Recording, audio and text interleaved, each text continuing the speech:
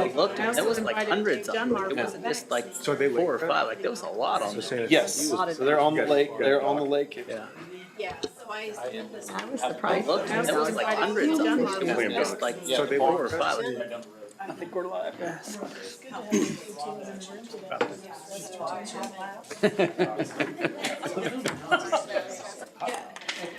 Hey guys, we're gonna go ahead and get started. Want to welcome you all to the regularly scheduled city council meeting for the governing body of Spring Hill, Kansas for Thursday, June 8th. If you guys would stand with me, we don't have a pastor available, but I'll go ahead and do the invocation today. Father God, thank you for bringing us all together today, God, to try to make the best decisions for our community and for our citizens, God. I just pray that you would give each one of us wisdom and discernment as we go about each of these items. Thank you, God, for the beautiful weather we've had lately, and just bless the rest of our summer. In Jesus' name, amen. Please remain standing for the pledge. I pledge allegiance to the flag of the United States of America and to the republic for which it stands, one nation, under God, indivisible, with liberty and justice for all.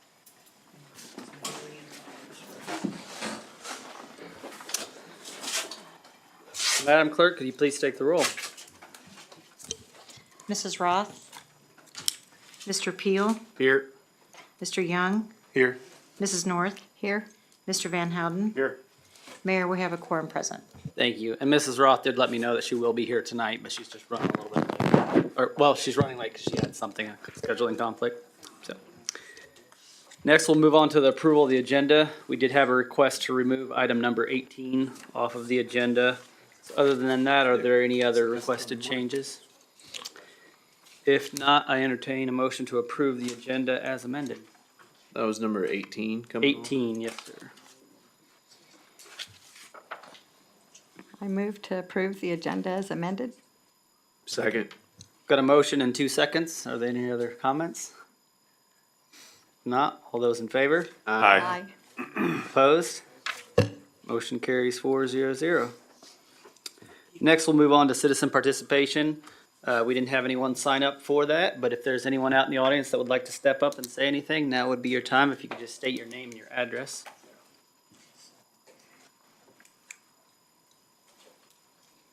If not, we'll go ahead and close citizen participation at this time and move on to a presentation. We have a presentation of the Spring Hill Comprehensive Plan Review by Shockey Consulting.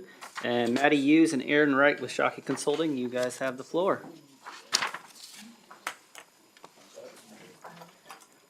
Thank you very much. Let me take a second to set up. Sure.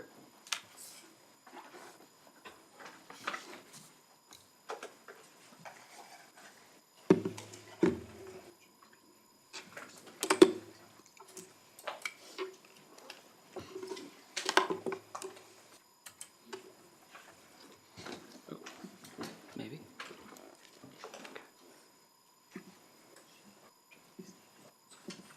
Yeah, looks like it's finally working. Yeah. Haven't had as many problems like for a while. I was having a lot. Yeah, it's been pretty good lately.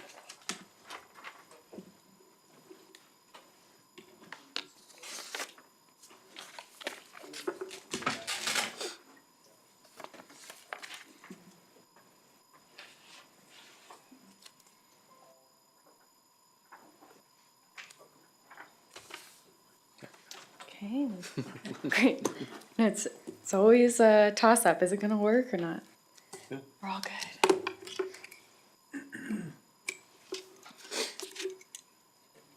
All right. Good evening, everyone.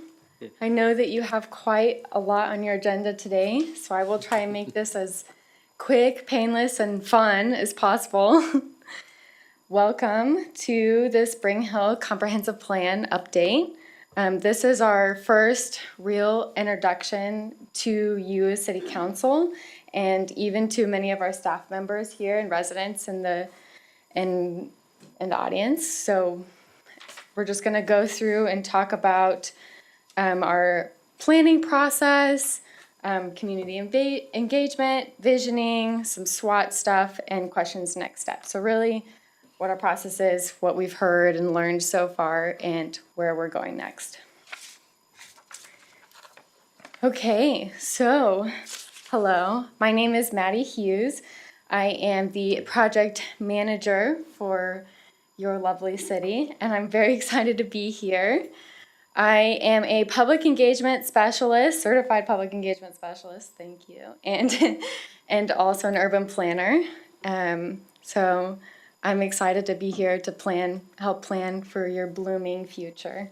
And with me, I also have Cynthia Ammerman, and she is Shocky's Director of Community Engagement and Planning.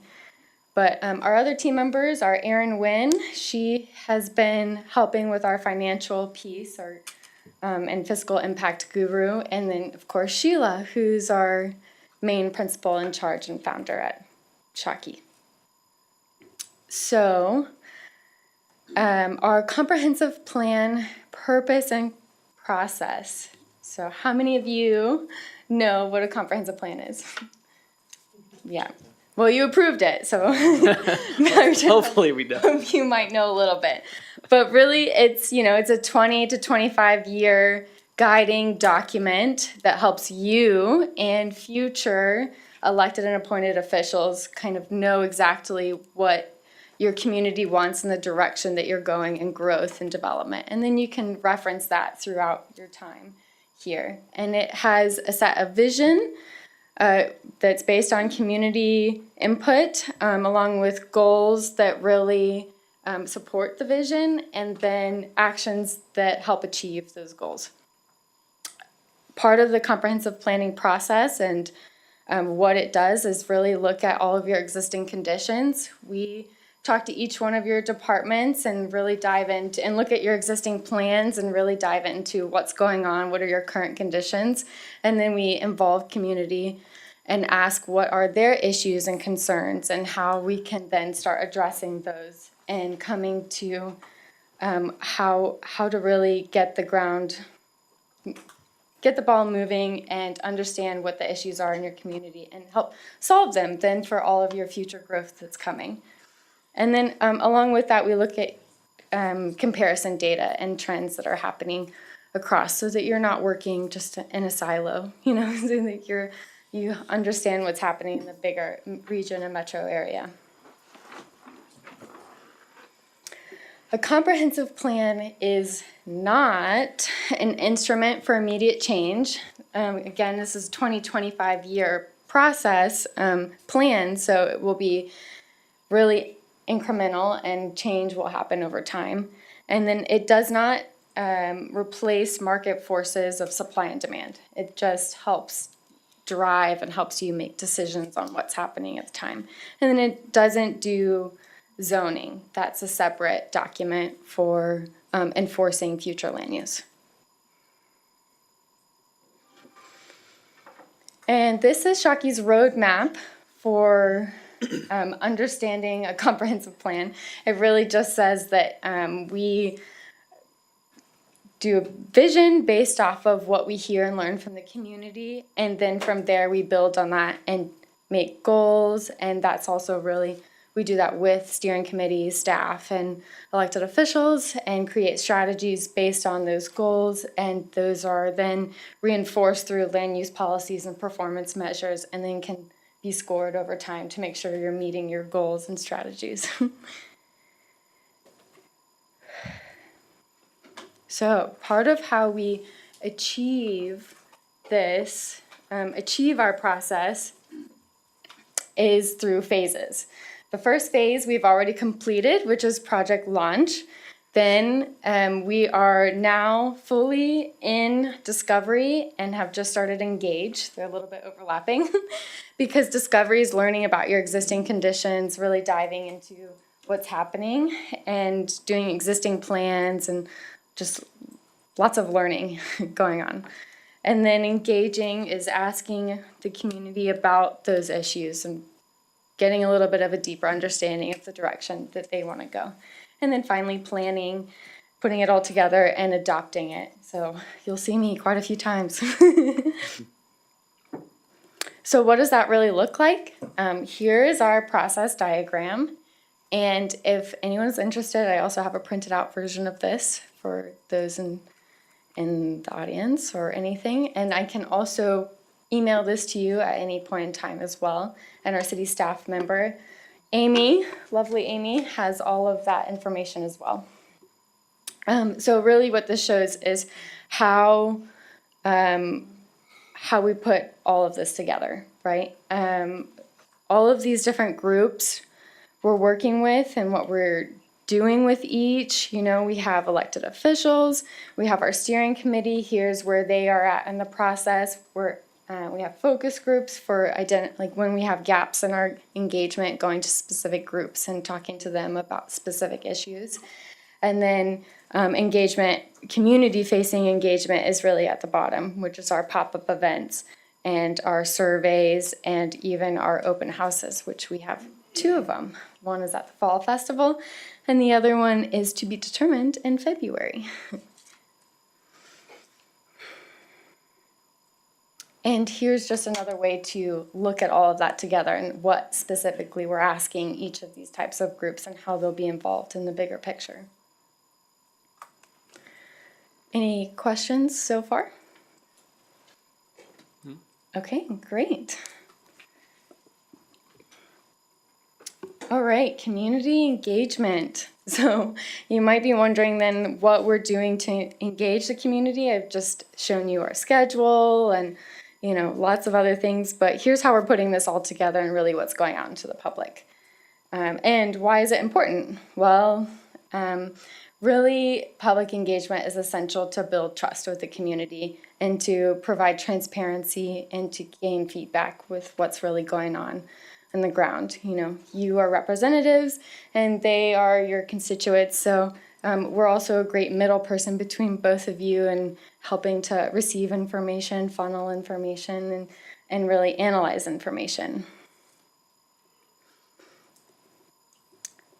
So how are we sharing information? How are we informing? Well, we have quite a few different ways. We are on the city social media. Shout out to Kristen. She's been amazing at helping me schedule posts and get everything out there in a very timely and beautiful manner. We're also in the City Outlook newsletter, which is mailed in with the utility bill and online, which I'm sure everyone knows that. The city website, we have a project website. We have a blurb on the utility bill coming up with a QR code. Sidewalk stickers, which just came in, and they will be just like a normal sticker, peel it, put it on the sidewalk, and QR code driving you to the website. And these will be around City Hall and around town. Nice. How many of those are you gonna put out? Right now we have 8, but there is room for more. We just chose 8 as a preliminary number. See Those would be really good. how they hold up. Yeah, I think that'd be big. Like in Yeah. the parks and And stuff. the kids will see it and tell their parents. The pool. Yeah, it's a pool. Pool. Exactly. And speaking of the pool, we'll be there on July 29th for the luau as a little pop-up event, which leads into pop-up events. And then finally an e-blast to those that registered on our project website. So here's another beautiful way to show all of that. There in the bottom right was a pop-up event this last weekend at the Fishing Derby, where me and Amy were camped out saying hello to everyone and passing out flyers that were in the top right. It looked a little bit like that. I'm not sure if many people took our survey, but at least we passed them out. And then the Outlook, that's our blurb in the Outlook and social media as well. How many of you have taken our survey? Okay, yes. There we go. Staff representing. Yeah, didn't finish it yet. I have it saved. Saved. Great. I did notice though, Brian, you do get a star because you've been sharing our posts on social media. Okay, so here's our website, our engagement platform. This has our everything. This is where everything is housed. It has what is a comprehensive plan, what it is, what it isn't, why you should be involved. Here's our survey. Here's what the surveys that are coming up. And soon we'll even dive into here's our plan topics. And these are all the different topics that we use to organize our plan, aka our comprehensive plan framework. So the comprehensive plan really tries and covers everything that's going on in Spring Hill. And the best way to organize that we found is by these different topics. So community identity, safe and healthy and safe community, livable built environment, harmony with nature, resilient economy, land use, and community design. Okay. And here's to the survey. So our first community survey just launched on May 15th along with our website. This is primarily visioning in a way to learn about what the community initially thinks. We did learn that already, just based on preliminary results, that one of the ways the community likes to be informed is through social media. So great, we're going to continue doing social media. And it's been really great feedback so far. So I'm going to dive a little bit more into that and give you a survey update about what we've heard. One of the questions we ask is your address. Not everybody provides it, but it is asked and with a little blurb saying that we do this to really understand who we're engaging with and where they're located in the community. And this is important so that we see geographic gaps in which neighborhoods are being heard from and which aren't. I see a lot of hard looks. Anybody have any questions? That's cool. Okay, great. Spread out pretty good too. It is. And again, not everybody answers this question, but we do probably get like 90% who are at least answer it. Yeah, right now we have approximately 200 survey responses, so we're hoping for a little bit more. The survey closes next week on June 16th, so feel free to get it out. Keep sharing it, Brian. Appreciate you. Hey, I've been sharing it too. Okay, great. I just missed yours, but I'm sure you have been. I'll give you a gold star too. Nice job.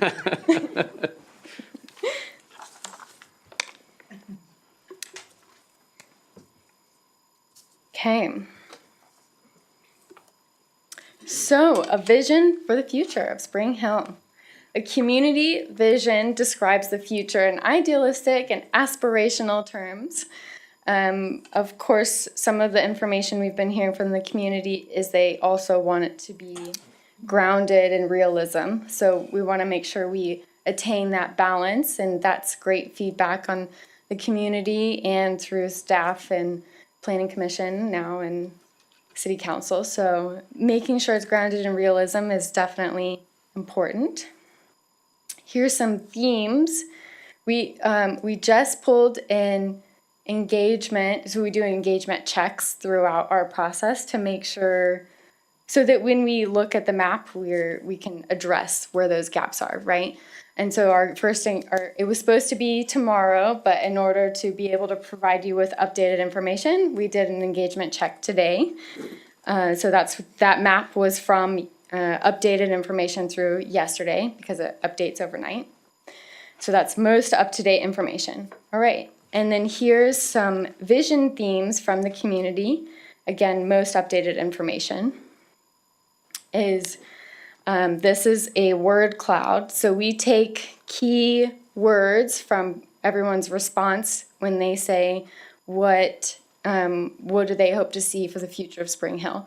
We take key words, and then if a word is used more than once, it gets bigger, right? So, so family is really important. School is really important. Having a small town, but also growth. That's interesting. I saw those too as well. So I think, people realize that you're growing and you're not going to be able to stop growth, but trying to maintain that sense of community.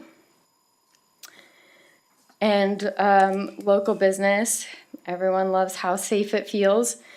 Are there any words on here that surprise you or stand out to you in any way? I like sustainability. It's really tiny, but I like it. Visitors is interesting.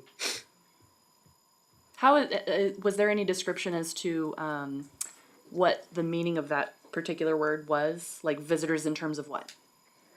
I think visitors in terms of Appealing to visitors, accessible to visitors, Yeah. welcoming to visitors. being like a destination, appealing to visitors, having visitors come in That's kind of what I took it as. and spend money. Minor tourism kind of thing. Yeah, exactly. That's the word I was looking for. Thank you.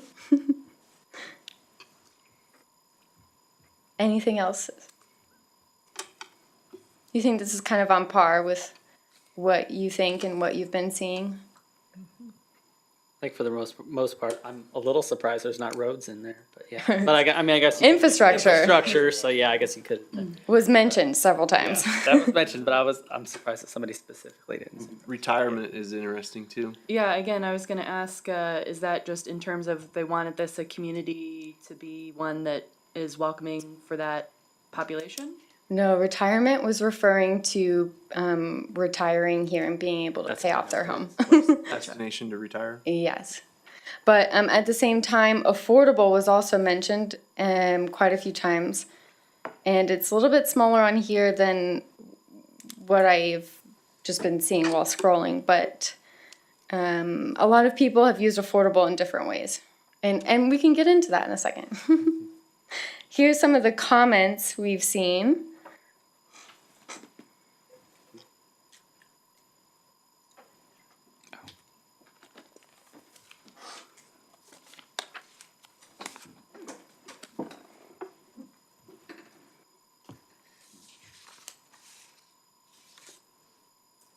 Do any of these comments surprise you? I tried to choose the nice ones. No,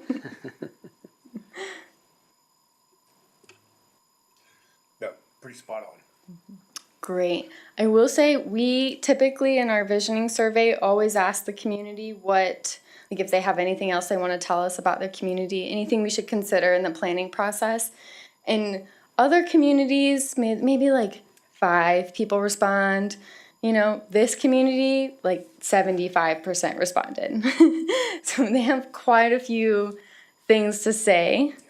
And that the full survey results can then be provided to the community in some way, just so everyone knows what everyone else is saying. Sure. All right, some identifying issues that we've started to notice. One of the questions that we ask in our vision survey are what are Spring Hill's strengths? And we do give like a long list and they can choose up to 3 and with an option for an other, which I won't get into here, but so here's the preliminary results as of last night. Some of these might not come as a surprise. We saw these again when we were talking about our visioning, schools, safety, sense of community, housing affordability. So the top 5 strengths are the ones highlighted that we've just briefly mentioned. Do any of these surprise you? No, I think it's pretty good. Okay. All right, then the next question we ask are Spring Hill's weaknesses or challenges in the future. And I think none of these will surprise you either.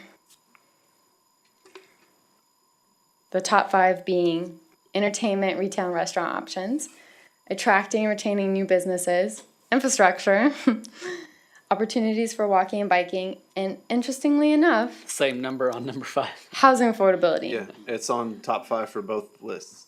Yes. I wonder if that's because we are right on the cusp of a metropolitan area and people who are on maybe the outer skirts are thinking that it's less affordable, but people who are on the northern side are thinking this is more affordable.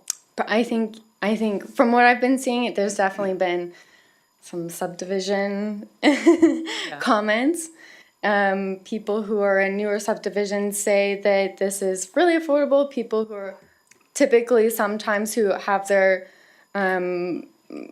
housing almost paid off, but might be on fixed income, retired or whatnot, say that there's affordability issues.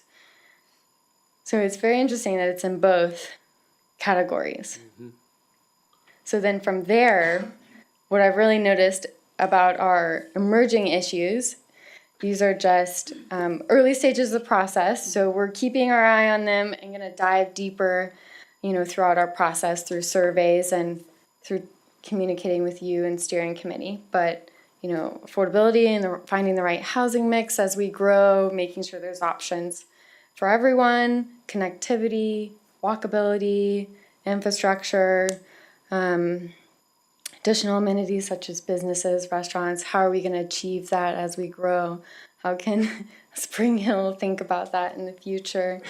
And bringing sense of community was mentioned as one of the top strengths, but I've also seen it repeated throughout our process of being inclusive, bringing the youth in, making sure the people who live in one part feel connected to the other, and so bringing a sense of community, sense of identity into the play, and then a balance, of course, of small town versus growth, which will be a very interesting two opposing views, trying to make sure we figure out a way to bring them together. Any questions so far? I think it's great so far. Those are spot on. Okay, great. Well, again, we're very early in the process, so I don't have a lot to share with you. But really, Well, if this is not a lot, then you guys are on the right track. okay, that's great. I realize that I came in late, so I do apologize. I didn't know if this was a result of X amount of people responding or Oh, like a yes. first round of. Oh, I think you're gonna like this then. 100. 200. Okay. Oh, yeah. My apologies. Yeah. I'm sorry. We don't have to repeat. I can get with you. No, no, this one's Sorry. cool. Yeah, so. Right as you were walking in. Okay. One of the questions we ask on our survey is for you to provide an address it's part of our demographics questions, and this is to help us understand and learn a geographic representation of your community. So right now, this is our current up-to-date survey responses. This opened on May 15th, and these were pulled today, and then updated overnight. So really yesterday's results. Okay. And it closes next week on the 16th. So next week, make sure to really go hard on sharing our social media So this will be next week. Will be the end of. of our community vision survey. Okay. The first Yes, survey. first survey. Yeah, there'll be several others. There will be 3 surveys total. That is a great segue into this slide. There's 3 surveys total. This one, which is just community vision, this is us to help us learn how residents want to be engaged, which Diana, I think you missed before, is the top response was through social media, city social media. So we've been trying to really push social media. And I'm sorry, I lost my train of thought. I threw you off. I'm sorry. Oh, no, it's okay. Oh, vision survey. Yeah, 3 surveys. There you go. Thanks. So this one's really just for us to gain a lot of overall information. What are your strengths? What are your weaknesses? Trying to really understand the community. And during that same time, we're talking with staff for discovery meetings, trying to learn what each department needs. And you know what? I'm just going to go right back to this slide. We can do this whole presentation again. Are you ready?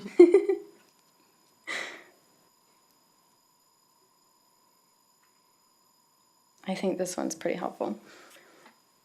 This is how we bring it all together again. So our first, at the very, very bottom is our first survey. It has a little time frame. And at the same time, that's correlating with our discovery phase that's at the top. And that really just, again, gives us a bird's eye view of what's going on.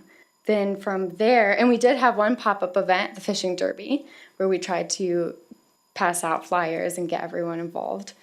I don't know how successful it was, but we'll see. And then from there, July 1st launches our second survey, which is issues. So we take some of these emerging themes, some of the issues we've heard, and we start diving a little bit deeper. What about sidewalks? What about the aquatic center? Do you, let's talk about it. And at the same time, we're launching on the website all of our topic information. So here's our plan topics and how we organize the plan. So at the same time we launch the survey, we're also going to launch information about each one of these topics, a little bit about why it's important, and here's some educational material about these things. In case they want to do a little bit of comparison or dive a little bit deeper, here's some education. And so that survey then can directly relate to some of those topics, or all of the topics. And then residents can go and look at the pages first and then take our survey. Okay. And let's see. To make sure that we're being visible in the community. This is for you, Diana. We have our sidewalk stickers because you missed it. So these will be in 8 different locations for now around the community where people can scan the QR code, step on them, do whatever needs to happen. And then we'll be at various pop-up events like the Aquatic Center Luau, July 29th. We'll be there with some project swag like koozies, and we have some pens and some other fun things, maybe candy, I don't know. And then we have an unknown pop-up event in August, and we purposefully left that a little bit unknown right now so that when we do our engagement check, that we can see where there's a gap and where we need to really pop up. Is it a school function event? Is it a playground? Like which neighborhoods need to be involved? So that's where we can kind of adjust and give ourselves a little bit of wiggle room. And then our first community event, open house, is going to be right in the center of everything, and that's going to be at Fall Festival.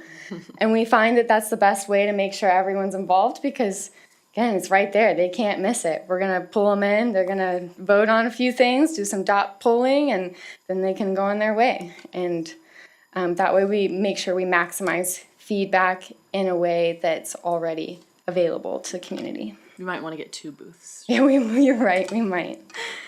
Yeah, that is a very well-attended event, so. Great. Lots of I've been people. hearing lots of great things about it, so I'm excited. And then finally, our third survey will be after our issue identification survey, that's survey 2. We'll be launching in October. Again, it's a long process, right? Year long. So that will really identify and discuss and prioritize and strategize than what we heard from survey number 2, which is issues. So how do we want to address these? If you had, 3 different things, how do you want to prioritize it? And that will help drive even more what can be achieved short-term versus long-term, and how then you can use the guide as a document, as a guide to what the community wants and when. Okay, finally, you're cheerleaders. You, as elected officials, have a great platform, and we really urge you to use it to be active and proactive. Getting gold stars to our members who've shared the post. We have paper copies also in City Hall. Amy has been doing a great job about making sure they get printed out and scanned in, and then even Ashley and has been doing a great job pushing them at the front and around. So we've got all hands on deck here trying to make sure that as many people in your community have their voices heard as possible through our surveys. Okay, any questions? Is it possible to get any of that information to take with us? Yes, I have, to take with you. To share with the public? Oh. Definitely, you can share it with the public, but it's also on our website. Okay. So you can drive them there. We have what surveys are coming out and when. We also have the topics on the website. And I believe, if it's not already, the website should be linked to the Spring Hill website. But then for you, also, I have these draft process diagrams. Might as well take one for everyone. And these are in their draft form, so they might change as needed to adjust to whatever gaps we find, but. Thank you.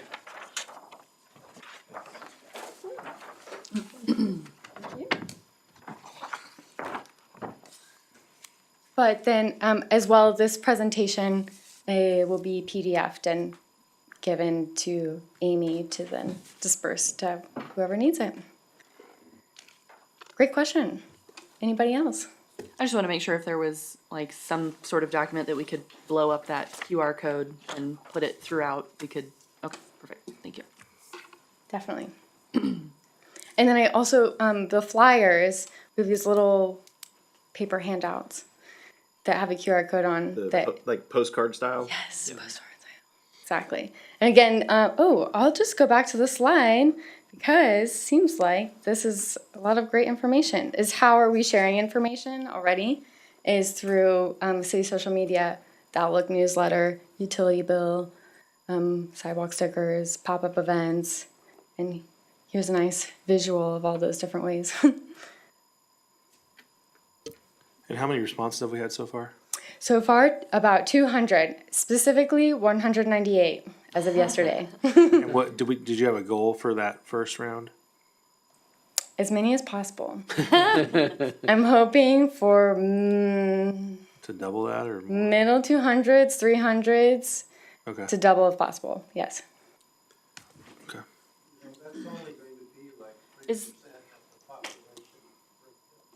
Yes. is the map that you were showing, some of those dots, I didn't get a real, it was a quick glance when I was thinking about it.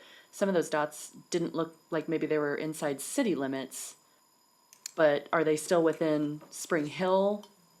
That is correct. Some are within Spring Hill. We do have a few responses from Olathe. Oh, okay. That could be for multiple reasons. Some of them are staff members who don't live here, but who work here. Gotcha. And business owners who are here but don't live here. Okay. And also could be residents, I've realized, that are outside city limits, but close enough to Spring Hill to have, like, to identify with Spring Hill as their closest city, but are technically have an Olathe address. And then they most likely, most of these would all be in the school district anyways, kind of, even if they're not technically in city limits, they still kind of call Spring Hill community home. I think your sidewalk stickers could be really, really affordable, useful tool. Especially if you can get them strategically placed, you know, at high traffic areas, Quick Trip, Price Chopper, Old downtown, area. the Bean, Yeah. Pops. Especially with summertime, people hang out there in the evenings a lot. Like that could really get some really good exposure and boost your numbers like you're trying to. So I would at least double your 8, maybe in the 20 to 30 range for those. And We're on the budget. and if yeah, talking with city staff or even some of us, like if we need to get permission to put them down in certain places, we can do that. But like that really could help you a lot. Okay. Well, I'll draw attention to because it's something new. They're not used to seeing that. They're like, what is this? Yeah, you're right. All right, I will get some more. Will it be the same QR code as each survey comes out, or will it have to be a different QR code? The QR code, thankfully, strategically, drives to the website. Yep. Okay, Which so not to the then- survey. Yeah, which then has a survey on there, All right, they cool. go So down and that'll work for as long as this whole They process. could stay up for the whole process. whole process. Yep. Perfect. Yeah, I would say, I mean, 200 is good, but I think that's still a pretty small percentage. We need to really try to Well, so And realistically, you do this a lot more than we do, but we're not gonna get 100%, we're not gonna get 50%. Yeah, what kind of right? What's- percentage is what's kind a- of common? You want What's to a get realistic goal? statistically valid, I think is what they call it, or what it's referred to. I don't know what the range is, but if we're hitting that level, that to me that's what our goal should be. Yeah.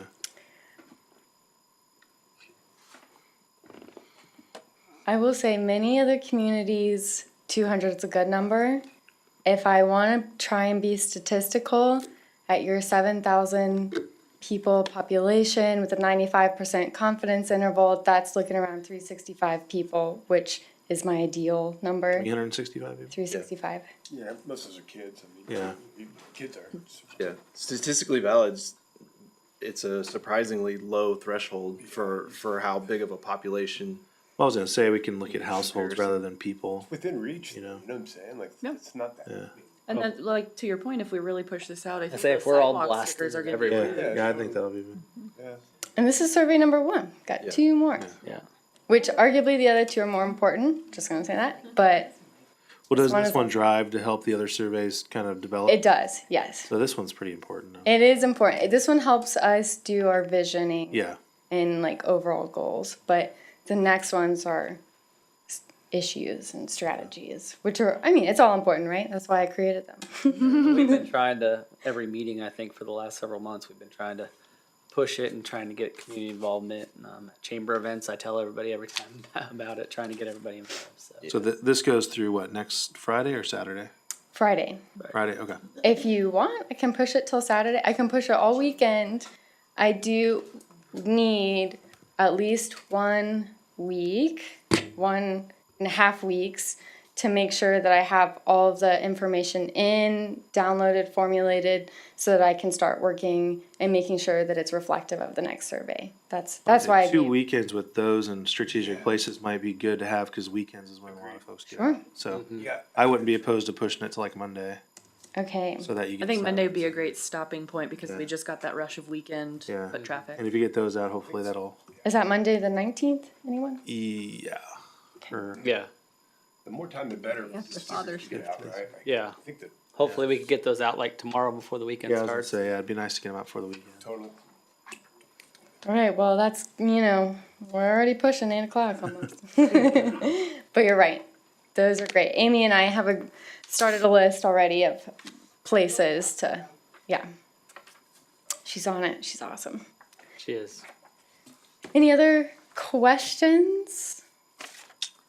No, I mean, if we don't get much push like we're hoping for, you can still kind of push it out if needed, Yes, if we have to. I can. But, all right, cool. Let's just hope we can get what we want. If need be, I can have topics released, but the topic survey not released yet, to give some leeway and time for the visioning survey to Okay. keep going, and then even for people to read through what the topics are before the topic survey is released. Okay. So we have leeway. All right, cool. Okay, great. Any more questions? I have a couple questions for you, but I'll reach out to you. I don't want to belabor this, your presentation at this point, but for like hot button topics, for example, like connectivity. So will we be able to kind of prioritize as we're getting different ideas that come in? Will you have like a town meeting? Can we do something like that? Like, I'm trying to have a town meeting in a couple of weeks on connectivity, right? Just trying to understand better, how to connect things. Is that something you could be involved with? We could talk about it. I'll call you. Okay. Any other questions? And if I'm not there directly, maybe a staff person could step in or can provide notes or whatnot, pictures of what's send you- being discussed. I've already got it outlined, so I can send it to you. Sounds good. Thanks. Okay, well, our next steps then, direct next steps, not, because we have a whole long process to go, right? Direct next steps are going through all of your existing plans and plan reviews, which is not many, but that's okay. And then pulling some of those plan strategies into the mix and using that then as a touch point with the community. This was said in your ETC survey. This was said in your 2010 comprehensive plan. What do we think about this, you know? And then, again, get into topic introduction and educational content and put it on the webpage, and then survey 2, and then finally our steering committees in July. Okay, Awesome. That was good. thank you. Thank Thank you. you. Thanks. Thank you. All right, who's next? Thank you very much. Next, we'll move on to the consent agenda. I entertain a motion to accept the consent agenda as presented unless there are any questions or comments on that. I move to approve the consent agenda. Second? Got a motion and a second. Is there any further discussion? If not, all those in favor? Aye. Opposed? Motion carries 5-0-0. Next, we'll move on to formal council action. The first item on the agenda is consider approval of appropriation order number 2023-0608. And Mrs. Dunn, you have the floor. I was gonna say, it's simple. Thank you. Thank you. The appropriation order is, pretty standard operation for us. It is in the formal agenda because we did have an invoice from, J&T Auto this time. It's actually one of the lighter appropriation orders we've done since I've been here, so, I recommend it's approved as submitted. Any other questions or comments on anything on that appropriation order? If not, Madam Clerk, would you please take the roll on that? Good. Sorry, take a Need a motion motion. first. We need a motion, I move to approve appropriation order number 2023-06-08. Second. Got a motion and a second. Is there any further discussion? If not, Madam Clerk, please take the roll. Mr. Peel, Yes. Mr. Young, Yes. Mrs. North, Yes. Mr. Van Houten, Yes. Mrs. Roth. Yes, with the exception that I abstain from any invoices pertaining to J&T Auto Service. Motion passes 5-0-0 with the statement from Councilmember Roth. Thank you very much. Next, we'll move on to consider approval of bid for the 2023 street improvements and authorize Mayor Berkey to execute contract. Mr. Messer, you have the floor. Good evening. Just to refresh what we're talking about 183rd Street from 169 to Woodland. We're talking about South Harrison from 226 to 223rd, Lincoln, both phases north and south of the railroad track. We did get the bids back. And we did pull Lone Elm out because we wanted to expedite the repairs of that, which will start Monday. So that was pulled out, and that originally was in the bid, but was an exception to it. Kansas Heavy Construction had the low bid. It was $1,542,624.70, and it was under the engineer's estimate. Staff recommends we award the project to Kansas Heavy Construction LLC. They have been in the area a long time, and they're a very reputable firm. Alternatives: accept the staff recommendation and proceed. Reject Kansas Heavy bid, and no street improvements will be performed under this contract. Remand back to staff. We would recommend that you approve this. What was the list of road projects on there? I know you gave it to us once. Okay, it's 183rd Street where it goes from 169 to Woodland.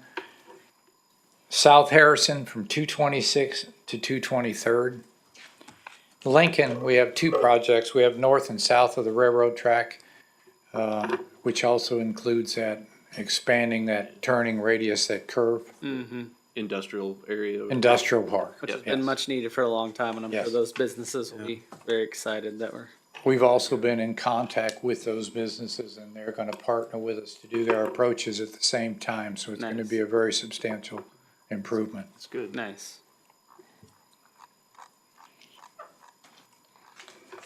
I entertain any questions? How many bids did we get on this one? 4, I believe. It came in pretty good, so that's why I was wondering Yes. how many we got. Some of them were a little bit higher. Oh, really? Remind me what the engineer's estimate was again. 1.7. 200 more. That's what I'm saying. This is the second one now that came in. Street bids have been coming in. All of them have been coming in a Yeah. couple 100,000 below the engineer's estimate, great. which is good. I think it's because the construction's loosening up a little bit. Concrete's still hard to get, very, very hard to get, but construction overall is starting to loosen up a little bit. Yeah.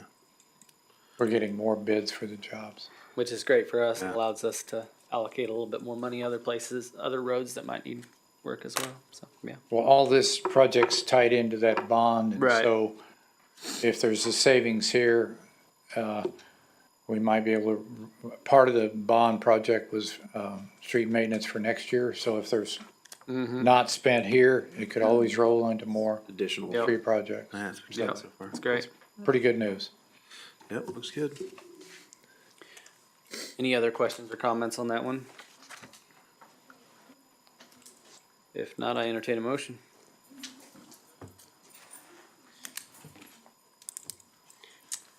I move to accept the low bid from Kansas Heavy Construction LLC in the amount of $1,542,624.70, authorizing mayor to execute construction contract after review by the city attorney.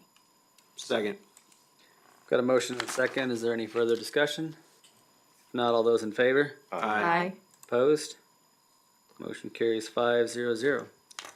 Next item on the agenda is consider approval of task agreement with Lamp Reinerson for the development of wastewater collection study. And Laura Gray with Lamp Reinerson, you have the floor. Are there slides in here?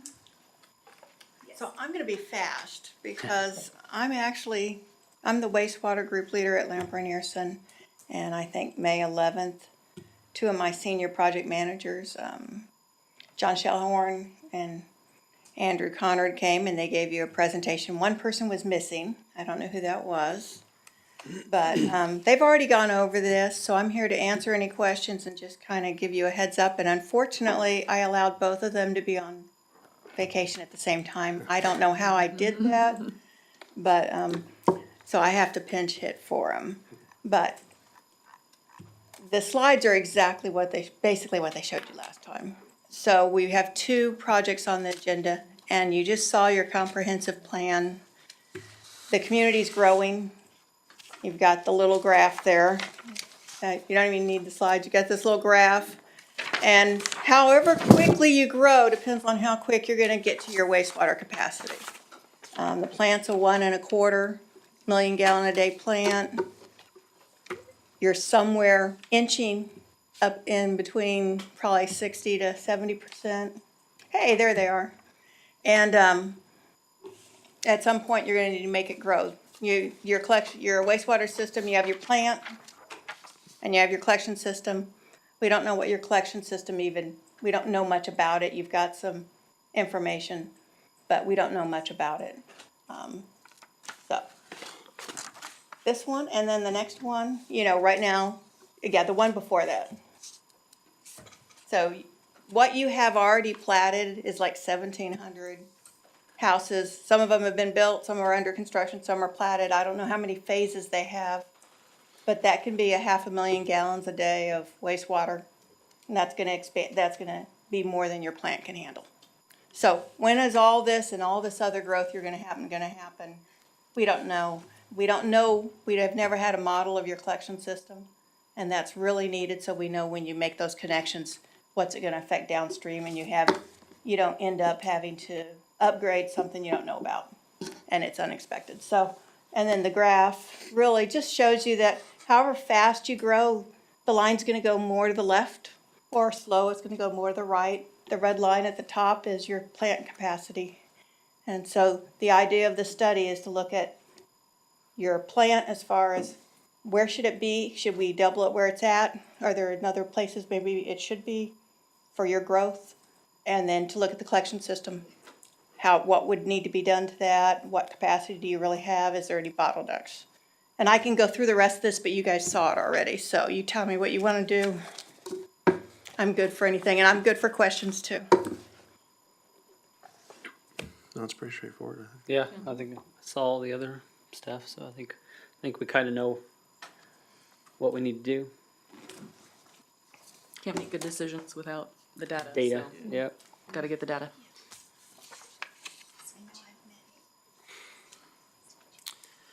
Okay. Any other questions or comments on that? No. If not, I entertain a motion. I'm getting there. I move to approve the agreement with Lamprey Nearson for the development of a wastewater collection system study to determine system capacity. Second. Got a motion and a second. Is there any further discussion? Not all those in favor? Aye. Opposed? Motion carries 5-0-0. Next, along that line, we have consider approval of a task agreement with Lamprey Nearson for the development of wastewater treatment facility plan. And I don't know that there's much more to add to that, but is there any other questions or comments on that line item? If not, I entertain a motion. I move to approve agreement with Lamprey Nearson for the development of a wastewater treatment facility plan to determine an approach for treatment plant expansion. Second. Got a motion and a second. Is there any further discussion? If not, all those in favor? Aye. Opposed? Motion carries 5-0-0. Next item on the agenda is consider approval of 2023 on-call material testing agreement with Kruger Technologies, Inc. And Mr. Messer, you have the floor. Yeah, this was a contract that was, some bids that were for the testing of all this construction that we're doing on the road. It was increased for the Webster Street project. We have a pretty much requirement to do testing to meet all the construction criteria, especially with the base grant. This is a recommendation that we accept their testing bid from Kruger Technologies. Let's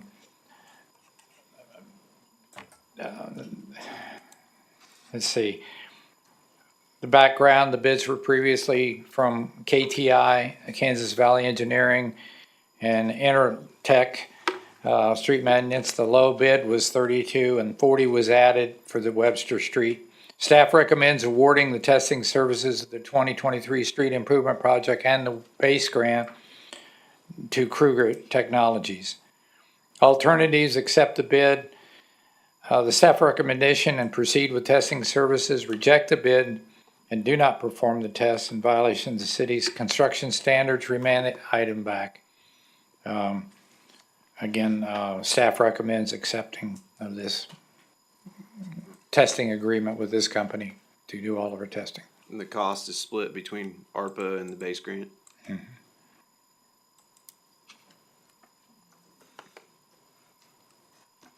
It's pretty straightforward, but any questions? This is So you got to keep the same unit price, we just had to add on yes. the additional. Yeah, pretty straightforward. Yeah. All right, are there any further questions or comments? If not, I entertain a motion. I move to accept the low bid from Kruger Technologies, Inc. in the amount of $72,890 and authorizing mayor to execute the testing services contract after review by the city attorney. Second. Got a motion and a second. Is there any further discussion? If not, all those in favor? Aye. Opposed? Motion carries 5-0-0. The next item on the agenda is consider approval of a bid for purchase or lease of equipment for Public Works Street Department and authorize the mayor to sign the documents. Mr. Messer, you have the floor. Busy night. Well, hello again. This one's a little bit more confusing to explain, and I'm going to rely on Rhonda's help on this off and on. We had some of the equipment that the three of the main pieces we use equipment other than vehicles to get around is 2 compact tractors, which we call skid loaders, and a mini excavator.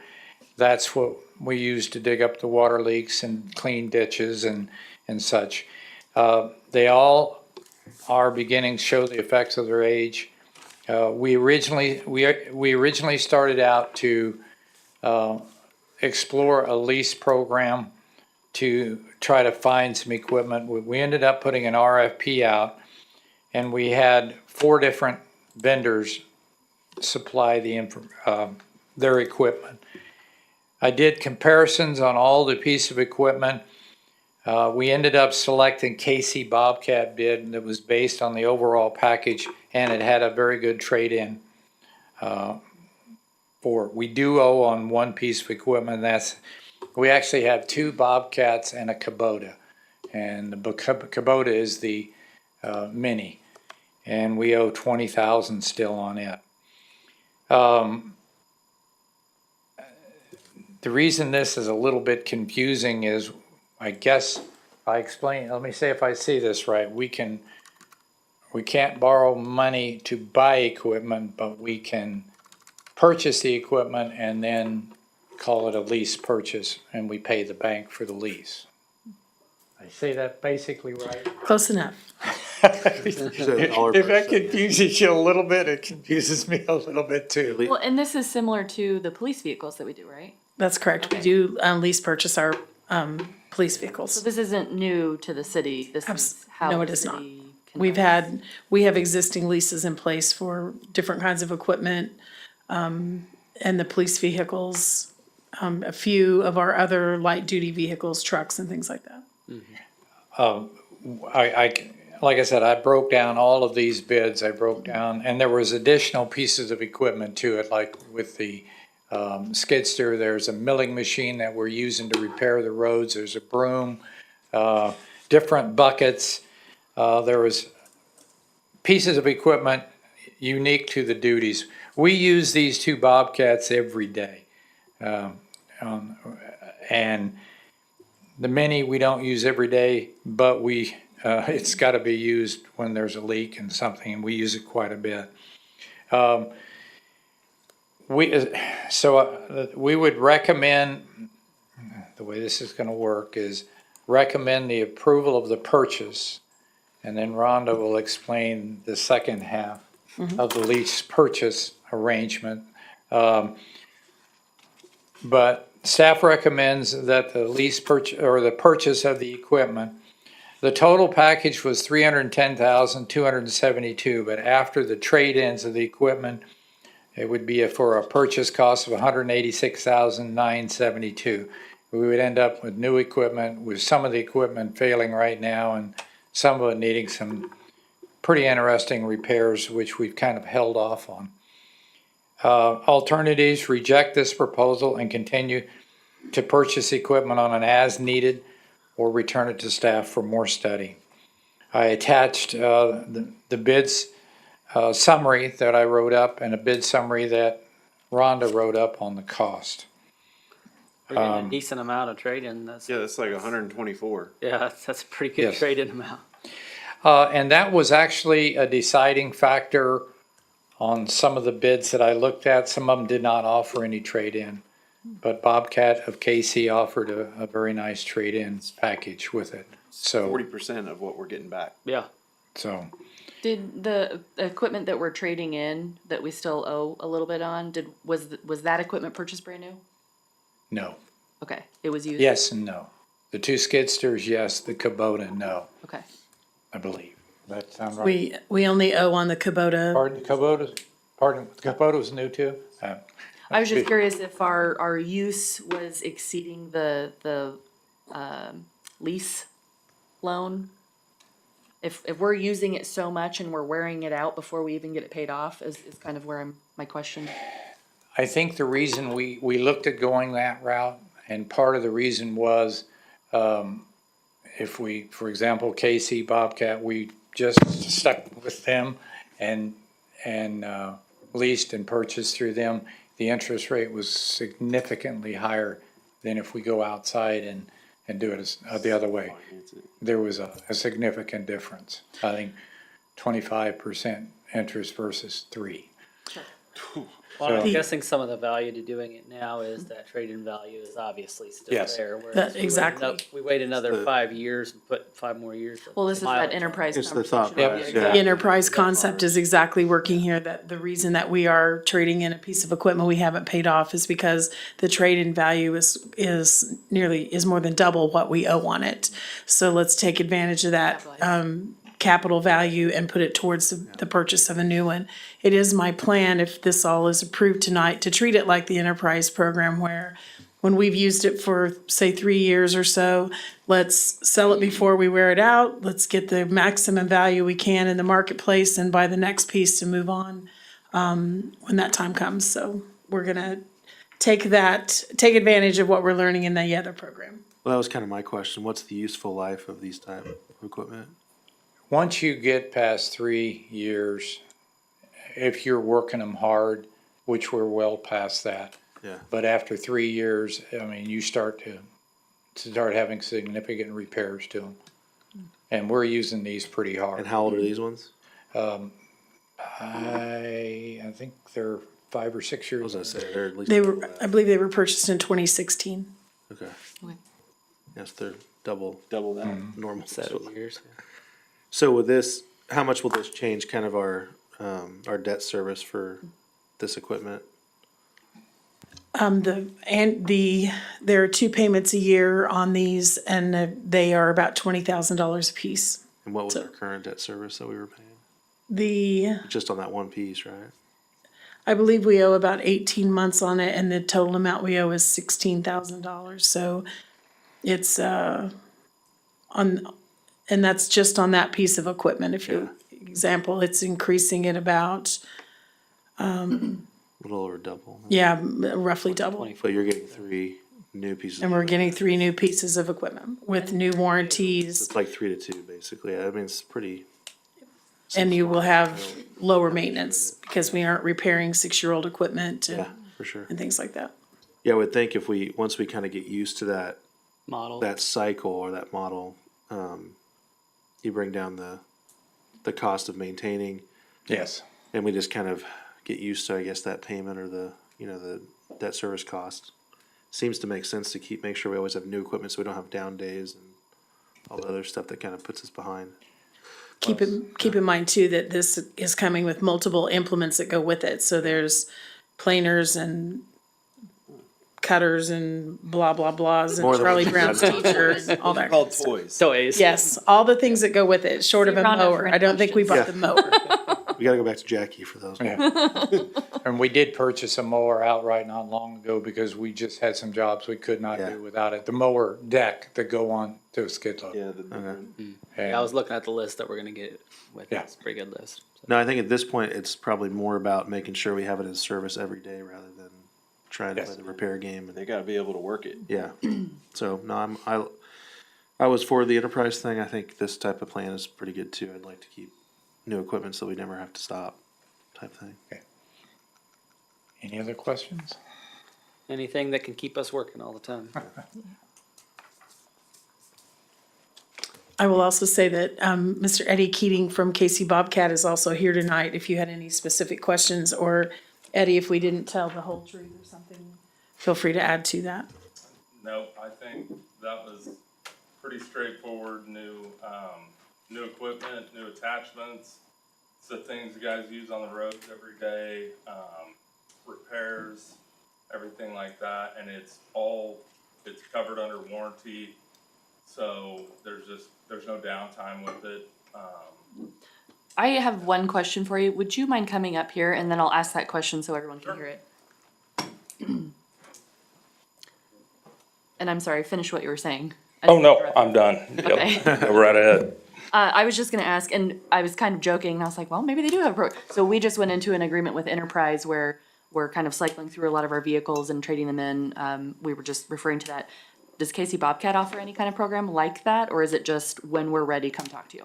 So we offer a program like that, but through Rhonda's research, her program with her, is it Kansas State Bank? Oh, State Bank okay, is I'm free. sorry, the financing would be through, okay, State Bank. I'm sorry. Pay a premium. Gotcha. We would pay a premium to have that option, and Yes. it's more economical for us not to take that option. I think Okay, I you, see. you more mean, I just meant actual more use, managing like- the process yeah. Talking of about turning turning it equipment. over. yeah, the actual turn, like, will you come and say, hey, your equipment's worth a lot right now. Do you want to get new stuff? Absolutely, yeah, yeah. You guys are gonna be So, on top of that as far as, yep, hey, we know where you're at because of your use and the years. now it's time to do it, I can give you this much. Yes. Be proactive with that. Yes, and then balance the hours with the year, Yeah. with the warranty remaining. So yes, we keep an eye on that. They're also all on GPS, so Okay. they can be tracked for service through, GPS and, Yeah, I think that was part of it too. Right, so, no, that's all good stuff. yeah, Kind of how yep. the dealerships bug you when you buy a vehicle, they bug you a few years later trying to buy your car back. Right. Well, and like right now, I mean, we're at a premium on the trade-ins because it's just, Bobcat has great resale regardless, but this is just a good time and a Still high hard to time get in the started. market too. So it's good to take advantage of it. If the market dips, I wouldn't be soliciting a trade or trying to put something together like this, but we're at the top of it right now, so it's probably the best time to take advantage of it anyway. So, Thank you. all right, thank you. Any other questions or comments? If not, I entertain a motion. I move to accept the bid from KC Bobcat for lease purchase of equipment in the amount of $186,972 and authorize mayor to sign the documents. Second. Got a motion and a second. Is there any further discussion? If not, all those in favor? Hi. Opposed? Motion carries 5-0-0. Next item going along with that is consider approval of ordinance number 2023-15, approving and authorizing the execution of certain documents by the city of Spring Hill, Kansas in connection with a lease purchase transaction for the acquisition of equipment for use by the city. And Mr. Ellsworth or Rhonda, you have the floor. Well, before he takes it, I wanted to let you know that on the financing through lease purchase, I went out to each of the local Spring Hill-based banks and got lease financing quotes from them.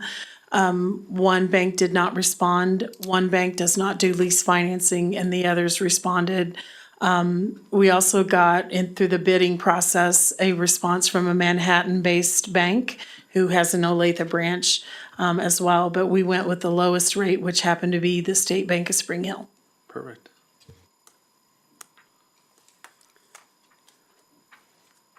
All right. Good evening, everyone. This is obviously the second part of the prior action. So this is all the financing piece to the acquisition and the trade-in that Mr. Messer and Ms. Dunn just described. As you all are aware, unlike your personal finances, when you buy things on behalf of the city, you can't just go out and get a loan. There are limited options for you to borrow money. You can issue bonds, you can do a lease purchase. In this case, for this type of transaction, a lease purchase is a fairly efficient way to do this. And as already mentioned, you're getting a rate of 3.75%, which is a very reasonable rate. The lease is for a term of just under 5 years. As Ms. Dunn said, you'll make semi-annual payments of around $20,000, $21,000 a payment. But you can prepay at any time. And the lease has in it different amortization schedules for each of the two Bobcats and the third piece of equipment, which is escaping me right now. But so, you can prepay one and keep the financing in place for the other pieces of equipment. So we tried to build that flexibility in. But with that, I'm happy to answer any specific questions about this. And I'm glad we built that in there because there have been some instances where we've been able to pay something off sooner or do something. So the option to have that in there, I think is good. Right. Yeah, 375 is pretty ridiculous. That's good that you were able to get that. And that's coming from the bank guy. I'm not anywhere close to that. Yeah.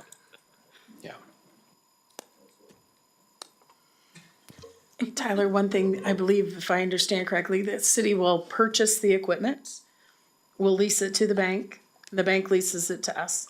That's exactly right. Okay. That's exactly So- right. And in theory, it sort of happens all at once, but we'll close this financing a week from today. The bank will advance the purchase price for the vehicles. The vehicles and equipment will be purchased by the city essentially at the same time. The city will enter a lease to lease its interest in the vehicles to the bank and lease the vehicles back in exchange for rental payments. And so at the end of that 5-year term, you've paid all your rent, so to speak, and the vehicles are yours free and clear. Okay. I didn't see the prepayment language in here. Do you know where it is? I do. Give me a moment to find it. It's in the lease, and it's toward the back of the lease. Oh, here we go. Section 12, maybe? No, section 1101.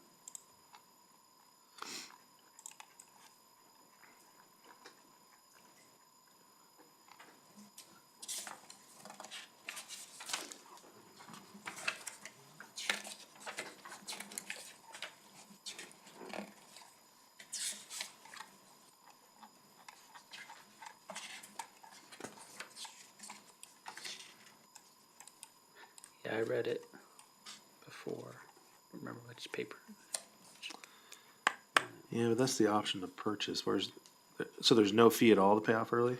There's no fee at all to pay off early. Oh, okay. I thought you said before it was tiered. No. So we can pay it off in 6 months if we want. Right, right. Oh, okay. At any That's what I time. was saying. I was like, I didn't see a prepay schedule in here, so I wasn't sure. Right, no, in the amortization schedules in the back. Yeah. It'll list the what- outstanding principal Okay. balance. Yeah, sorry. I was looking for a prepayment language. I'm like, I don't see any in there. No, no, there's not. All right, cool. So that is a true, yeah. Nice. Okay. Yeah, all in all, it's a pretty good deal for the Yeah. city, so, yeah. Looks good.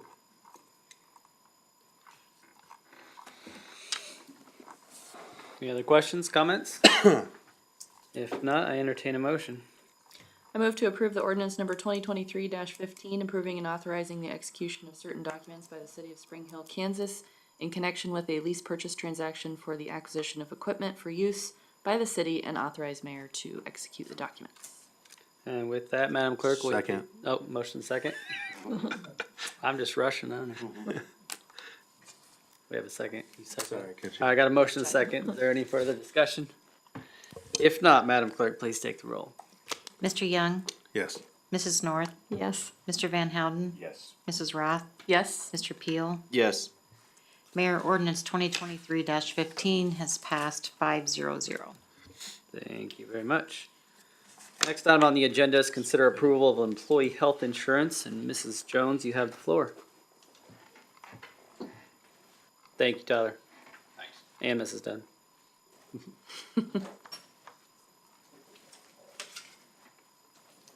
Good evening, everybody. So I am here to talk about determining the selection of the city's medical, dental, and vision provider for the July 2023 to June 2024 renewal year, and to include the contribution split between employee and city. So just within the last couple of years, we've made some changes with regard to our partnership for our vendor or broker with regard to this particular piece of benefit, as well as the contribution split. So you guys should be aware of that. But as a reminder, the city partnered with CBiz in 2021. And they have definitely been able to help us in making sure that we come up with cost-effective and comprehensive benefits for the city. But having said that, we did go out individually to try to partner with another government agency, as I mentioned at the last meeting, in hopes of being able to bring back to you another option for insurance.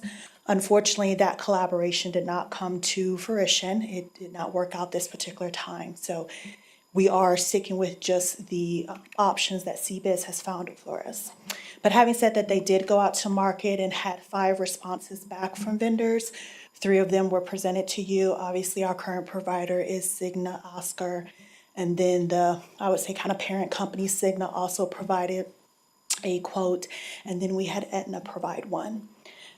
So assuming all the employees remain at the same levels that they currently are, the change in our current rates with our current provider were significant. It ended up being about 16% higher than what we pay right now. If we go with Cigna, we're looking at about a 4.98% increase over current rates. And then Aetna was about 29.29% higher. So I would say that up until as early as yesterday, there were definitely some conversations going back and forth and making sure that we had exhausted everything possible, that we had basically gone through as many broached as many options and things that we could do to come back and give the options for the employees. In addition to partnering with CBIZ and kind of going through all of that, one other change that we had made recently in the last couple of years, specifically last year, was the contribution to the monthly premium. The city does currently pay 100% of the premium for medical, dental, and vision. That was one of the things we had in our quote-unquote toolbox that we could use to make us stay competitive with our competing organizations around us. And so, you know, we don't have other things like the ability to have on-site clinics, and we don't necessarily have the leverage to negotiate certain aspects of our plan design, but that was one thing that we did have some control over. So having gone through that history and recapping where we were and how we got to where we are, as you can see through the recommendations of the plans, the staff does recommend that the governing body approve the selection of Cigna. And then obviously keeping Delta Dental and VSP as providers and remain paying the 100% of the premium. I will say that VSP rates remained unchanged. They're held into, locked until 2025. And then Delta Dental did see an increase in usage over the past year. So they initially did come back with a 16% increase, but we were able to negotiate that down to 8% because of the relationship that we have with them. So while there aren't any others presented for dental and vision, I mean, Delta Dental and VSP are pretty common in terms of offering those services and great rates on that. So the alternatives to moving forward with Cigna and paying 100% for all three of those services, obviously we could stay with who we are, stay paying the 100%, or even go back to the traditional split of 90-80. I hate to say this, but I mean, well, we could go with Aetna and pay that and split that. But obviously, Cigna is really kind of where we are, and that's really the option. So it's a matter of deciding if we're going to stay at 100% paying the premium, or if we're going to go to the traditional 90-80. But as stated, staff does recommend that we stay at the 100%. I was wondering where the money, it said it would come from the general obligation fund, and how much we have in there, and is there an excess right now to draw from? Because it's $48,000 increase to stay with the 100% premium, correct? Right, I will let Rhonda speak to those specific numbers. General obligation is part of the general fund, and the annual budget that we have does not include the 48,000. We will have to use some other part of the general fund, say the contingency account that we keep in there to cover the 48,000. I believe that is half a year, right? 24. A full year, so it's only gonna be 24,000 in 2023. And then we will make sure that's included. And I also plan to budget another increase in July of next year, so that we have that covered in the budget next year, that since it wasn't covered this year. And is it safe to say, though, that that budget was estimated based off of the current, at that time, the positions and stuff that we had open and filled? So some of those positions haven't been filled, so really. There is money, yes. There's money there because we haven't been able to fill those positions. Also remember that we created the employee medical expense fund, reserve fund. So in the event we get into a situation like this, we could draw from that fund and pay the bill if we needed to. We are planning to put a full year's premiums in that fund, and we were doing that over 3 years of time. So right now we have a third of a year's premium sitting there if we need to draw on it. So the deductible looked pretty good when I was looking at it for individual, 1,500, and family was 3,000 with a max of 4,000 individual and 8,000 for family. That's really a pretty reasonable deductible. I'm more in favor of the 90-80. I just think that there's not very many places that give employees 100% for medical, dental, and vision. That's more of a luxury, and I just think it would be better for the city to, it's not, I would think that the cost for individual, what would it come to, 150 to 250 a year maybe, if they had to do the 90-80? with that low of a deductible, which is really pretty good, $1,500. You're talking about the premium. You're talking about You're the not talking about the deductible. Right. So what's the cost difference for us on a 90/80 and for the employee? It would really depend on, again, if people stay at the current rate that they are, I would say like the individual plans, I'm rounding up the numbers because I'm going off the top of my memory. Let's just say it's $1,000 a month for individual and $3,000 for a family. So what you're looking at is on that $1,000, then the employee will be paying 10% of that to cover their premium. And then on the $3,000, the employee will be paying 20% of that. So, 100 and 300, right, right at 90 split, yeah. right. At 80, it's 200 and 600. 600. Yeah. So I understand what you're saying and appreciate that feedback. The only comment I have on that is you're right, there are other employers that are not paying 100%, but those other employers have offset the cost with other things that the city of Spring Hill can't do. So in actuality, their employees may not be paying, maybe paying a percentage of that premium, but that premium is way lower than. Yeah, like we did it to be more competitive because we were less competitive with a lot of other places. So that is our luxury that we can offer, but where we can't offer maybe some other things that other places do. So, I mean, to me, I think it's worth it to keep the 100. And also we brought in a lot of new people on. So theoretically they'd be taking a pay cut if we change that premium. So that would Well, be where and my you said concern that would be. we already have positions that aren't being filled, and if we cut benefits, that we're kind of shooting ourselves in our foot there. it'd be I hard agree to with do. you, Wendy, that like, I don't offer even close to this at my business, like, but in this industry, I think this is very common, if not maybe a little above and beyond, I don't know. I mean, I don't wanna jump into the salary study, but weren't some of the initial data that they looked at that was pretty close on our peers as far as the percentages of what our health and benefits were? you mean the offering of what we have? Yeah, so with some preliminary data back from the comp and benefit survey showed that the total offering of what we offer, we're being very competitive now with other organizations because we've made up in other areas, like in this case, offering 100%, whereas other companies may not be doing that and offering different things, but looking at it from a totality standpoint is making us be very close and competitive with other employers. And I'm a big favor for keeping it. I think it's, not only does it boost morale amongst employees, it helps us retain those. And while we might not, like you guys have all alluded to, while we might not be able to, the pay might not be able to be competitive with the, the big, huge cities and pay and stuff, we're offering 100% insurance that can kind of help get it close to leveling out and be competitive out there while still benefiting each one of our employees and their families as well. So I'm a big proponent of The 100% I would say is definitely above what would be considered normal, but it's 10 to 20% above what is the normal. So in that regard, it definitely is a kind of a luxury. It's only a year old that we've been doing that too. So I think pulling it, so to speak, out from underneath our employees is not a great thing to do just a year later.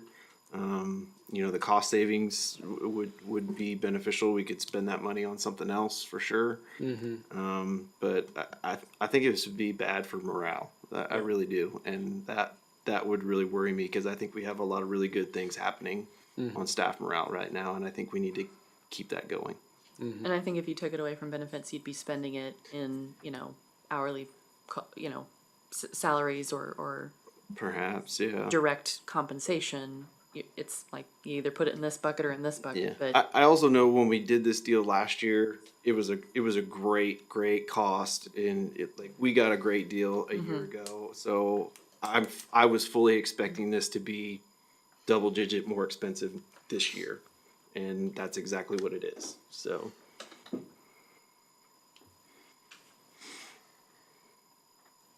I'm all for saving money, so while I agree in principle with what Mrs. North is saying, I think, to me, having and retaining our employees, that I think we have a very good group of employees here at the city right now, and I think having and retaining those and keeping that morale high, to me, is more valuable than the cost savings that we would have by saving a few $1,000s to get it like everywhere else is. How many employees do And- we have? We have, 50? yes, Question, huh? no, we have more than 46. We have 48. Start with the 5. Right, we have 48. Health There we go. insurance eligible employee. Right. Well, all of our employees are not on our plan. I know, I'm just asking. Oh, if yeah. they're eligible, yeah. Oh, how many are on the plan? And how many are eligible?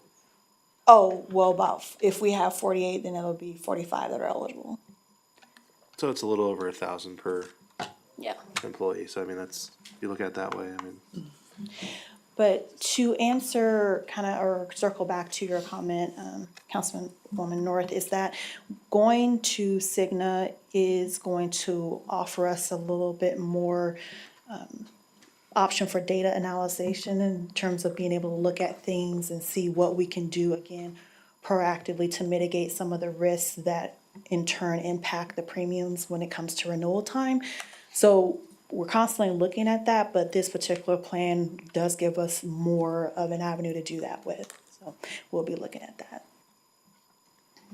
So as far as going back to the general obligation fund, will you clarify that again, exactly what we're drawing from and the reserve? Because that won't increase the taxes to each individual citizen, will it? This is paid out of the general fund, and the department is called general obligation, and we pay all of the expenses that are sort of citywide and not specific, like the attorney fees and lots of things like that. So it's inside the general fund. We will pay it from, some savings from employees that we have not hired this year that we budgeted for their benefits. And then we balance to the bottom line in the general fund. So in order to pay for this, we'll save money somewhere else to do that. I am not going into the budget with any plan to raise the mill levy and increase taxes. We'll have to cut something else to make this work. well, I think as long as we keep doing that, as long as we're willing to cut somewhere else to help pay for whatever it is we want to do, then I'm okay with it. So for me, as long as we're going to be willing to cut it in other places, and here it sounds like we really probably won't have to because we're short on people a little bit and stuff like that. So we'll be able to make up for it in that respect. But It's more of an unused. yeah, going cut. forward, I think Next I would year. be okay with keeping the 100% for the employees as long as we're willing to look at other areas to cut. Because I know last year we were pretty. I left out part of the equation, or increase our revenue. So additional sales tax or additional franchise fees or something else can help fund this in addition to saving on the expenditures. We can do both things. Yeah, let's do both. Yeah. Like how you think. Any other questions or comments? No, I think I'm for it. The Cigna's clearly the winner, right? I mean, it's, so I think it's a win. The 100%, I think, as alluded to, is good for morale. I think, the moving target thing, it gets frustrating, it always seems to end unfairly, so to speak, for somebody, and so, 100%, and the Cigna's, I don't think, what was the overall rate increase, 4%? 4.98. And that's about 5, so, not the end of the world. I think it's certainly better than 16 or 30. I think you expect 3 to 4, so 5 is. 5 to 10 is. Yes. About Single 5%. digit. Say, I think Try the to keep it expectation would be single higher It's than about, it's 5. about 5 to 10. So to have 5, I think I'm happy with 5%. Yeah. This year was a big jump everywhere. We Yeah, saw it too. that was everywhere. I think we just need to be careful when the surveys come out, because if you remember, it ended up passing the $36,000 survey on how much over 5 years to retain employees on salaries, which this could have almost been paid with that $36,000 that was spent on a survey. So I just think we need to be careful because all these increments, they keep adding up. And we all know that in society, everything keeps increasing, and everything that comes through here is being passed. And I just think we need to be really watchful and careful of that. I would also point out to you that the municipal price index, like the consumer price index, for 2023, that price index is about a 4% increase. Some of the others are falling down into the 3%, but municipal is still saying about 4. So a 5% increase on a premium is in the realm of normal, I guess is the way I would put that.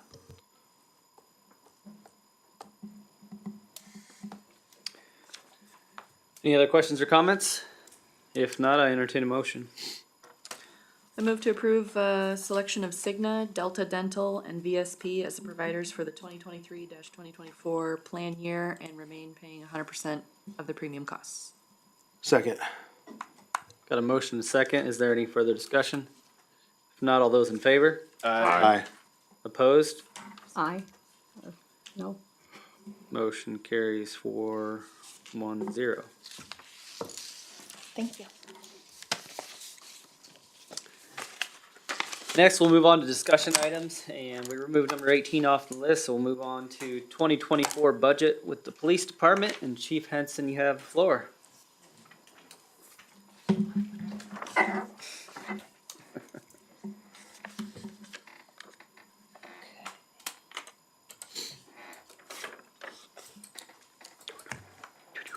All right, so I'm the first of many tonight. I think there's about 12 more people behind me.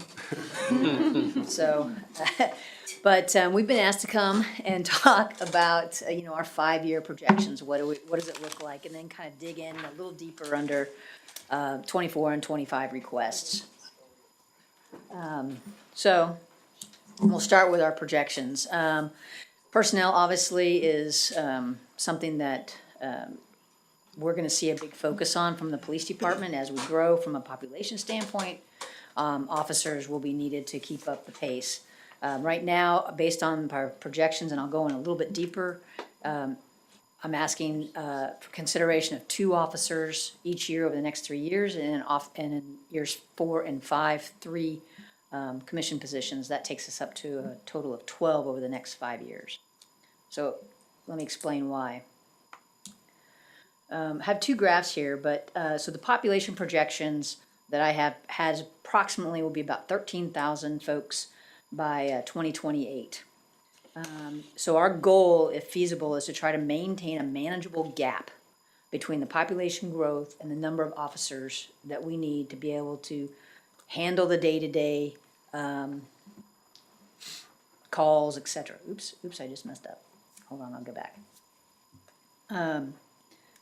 So on the left, if you're looking at it with the red line, that shows the population growth over the next 5 years. And if we were to maintain our current levels of staffing, which is a total of 18 commission positions, and we don't add anything over the next 5 years, we just stay flat. And as you can see, as the population grows, the gap widens. So the larger the gap, the harder it is to catch up. The easier it is for burnout, for programs to be cut or never to be added. There are a number of programs that I would love to add that we cannot yet do. I can say with good confidence that in hiring more than 2 a year is really difficult under the current applicant pool that we're dealing with. 5 years from now, we may have a completely different turnaround. I've seen it before where, in the 90s, 500 people will apply for one position. Now you might get 4. And what happens is that if you find yourself getting too far behind, it may be you may be sacrificing quality, which I don't really want us to do. But even with the projected added personnel that I have over here on the right with the green line, which is adding 2 officers per year over the next 3 years, plus 3 officers in year 4 and 5, you can see that our gap is manageable. It's not that wide. That still keeps us below what the national average is and the state average is of officers per 1,000, which is 2.4 nationwide and 2.5 citywide or statewide. Right now, we're currently at 1.89. If we stay flat and we don't add any personnel for 2024, we'll go down to 1.82. So for example, in 2024, I used a 4% growth, with our peak growths being between 25 and 27. And then I kind of went back down again, see if we're at peaks and flows based off of conversations about how long it takes for some of the homes to be built and the commercial and things of that nature. So if we follow the recommended plan, by 2024, next year, we would be at 2 officers per 1,000. And we'd be able to have a manageable gap. And we'd be close to the national average by 2028, if we were to stay on that 2-2-2-3-3.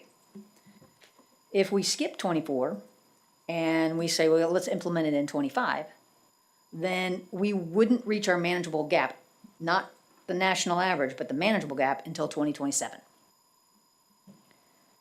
So while focusing on a baseline, which it's really easy to go, okay, officers per 1,000, but there's so much more involved in the formulation of determining workloads and do you need the officers, what, that sort of thing. And it calls for service, the ability to staff the street with minimum number of officers to handle the day-to-day needs and the shift-to-shift requirements. It's important to note that our calls for service have gone up 15% over the course of the last few years. The accidents have gone up and domestic batteries and things of that nature, which is pretty much our violent crime in the city, is our batteries, has also gone up over the last several years. The other thing to note is that for a normal Monday through Friday 40-hour work week, which just about everybody here works, but the police department, which is a 24/7 operation, you have to staff for 168 hours. So if you're staffing for 168 hours and you need to make sure there's so many officers per shift, 3 shifts every single day, it takes about 5.5 officers to staff one position. So if I would like, right now, we are staffed at 2. 2 is our minimum, and we staff to 2. Now, there's an occasional time when we have overlaps where we have a 12-hour shift coming in on an 8-hour shift, and so we may have a couple of people for a 2 or 3 hour gap. But generally speaking, we have 2 officers scheduled every shift, every day. That is also our minimum, which means if somebody wants leave, goes on training, or anything, has an injury that puts them out, or some other thing, that they're not able to do their job, we have to backfill. Just to staff to 2 at our minimums requires 12 officers that are assigned to patrol, and we have 13. So you can already tell that we're already pretty snug. To bring us up to 3, which is where I would like to see us, which was at least 2 officers and a sergeant, or a combination of the two of either all 3 officers, but generally 2 officers and a sergeant. I'm really wanting a sergeant on every shift, so there's good supervisory coverage. We would need a total of 17 officers for patrol, which takes us up to a total of 20, because the detective, the captain, and myself are not considered part of patrol. We have other roles that are very important that need to be taken care of. So we are currently at 18. That's what we are currently staffed at. So you can see how we're already behind the 8 ball today. So I just wanted to make sure that you understood that why and the rationale as to why my recommendation is 2 every year for the next 3 years, 3 on year 4 and 5. And that could change, obviously, because we're talking a 5-year projection. So any questions on that? Okay. So when it comes to equipment and vehicles, we have done a very good job, and it is with your support that we have been able to update our equipment, and it puts us in a very good position moving forward. So you're going to see that from an equipment standpoint, we don't have a lot. We're not asking for a lot. The vehicle replacements for 2024, we're not going to ask for any replacement vehicles in 24. We have a vehicle that still has pretty low mileage, so we feel like we can push it out another year until 25. And so what I want to try to do next is try to get into a little bit more specifics for 24. So in 24, 2 officer positions, And then for the equipment, AEDs, we had purchased AEDs, used AEDs from the fire department in 2020 to replace our other older AEDs, with the hope that that would get us down the line about 2 or 3 years before we'd have to buy new ones. Well, we've met that timeline. And now we need to replace the 4 AEDs that the officers carry in the field. The cost for each AED is about $2,000, so we anticipate $8,000, but we have AEDs to trade in. We just don't know what that trade-in value will be. So our estimate on the high side is about $8,000. Tasers do need to be replaced. We currently have a taser issued for every patrol officer, and we currently carry a taser called X26P, which means nothing to you. But they're no longer made, and they're no longer supported after July of '23. We do have enough cartridges and batteries and things like that to get us down the road. It's not like we won't be able to function without it, but they will no longer be supported. So if one breaks, we will not be able to get it fixed. But tasers are expensive, and to replace one for one would be extremely costly. So therefore, what I'm recommending is to only purchase enough to allow officers to check out a taser during their shift. That allows on-duty officer and the relieving officers that come in to have a taser, and I believe the appropriate number is 7. That allows 6 tasers to be checked out, because the 7th taser would be issued to the K-9. Because he doesn't come he literally goes from home in service. So his stuff is with him. Is he a pretty good shot? Yeah.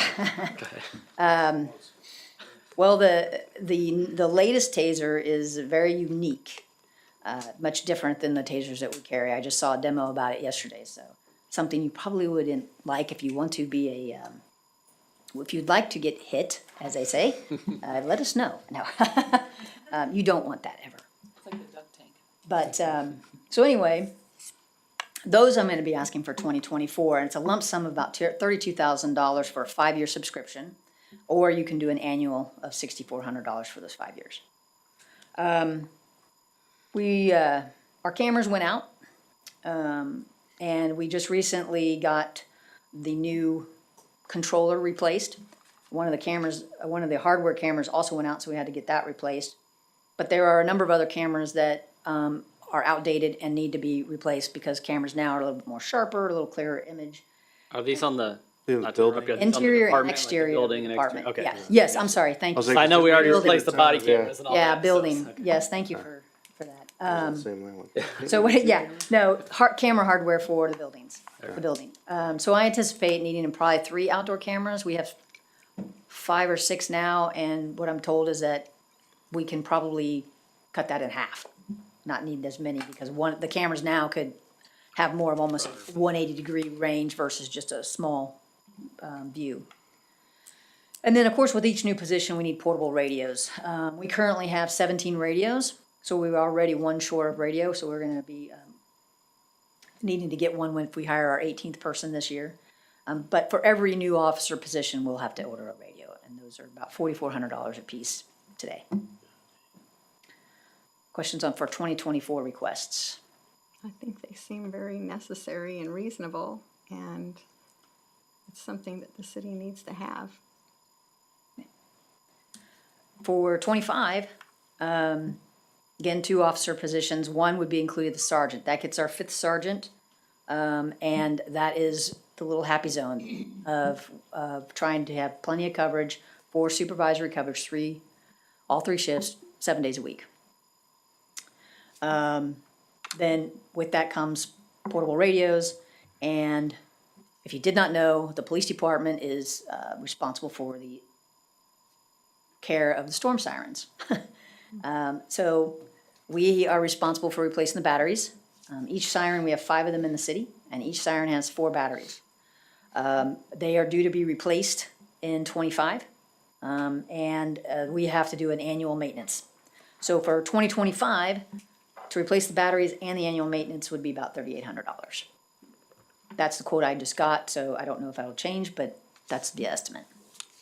Does the state offer any grants or any funding or anything towards those storm sirens, or is it all just on us to pay for it? I'm not really sure. Everything goes through basically one company that manages most of all the sirens in the metro area.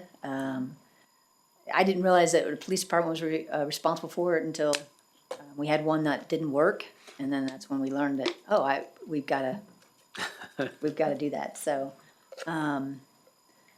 but yeah, no, I'm not aware of anything like that. But we can certainly look and see.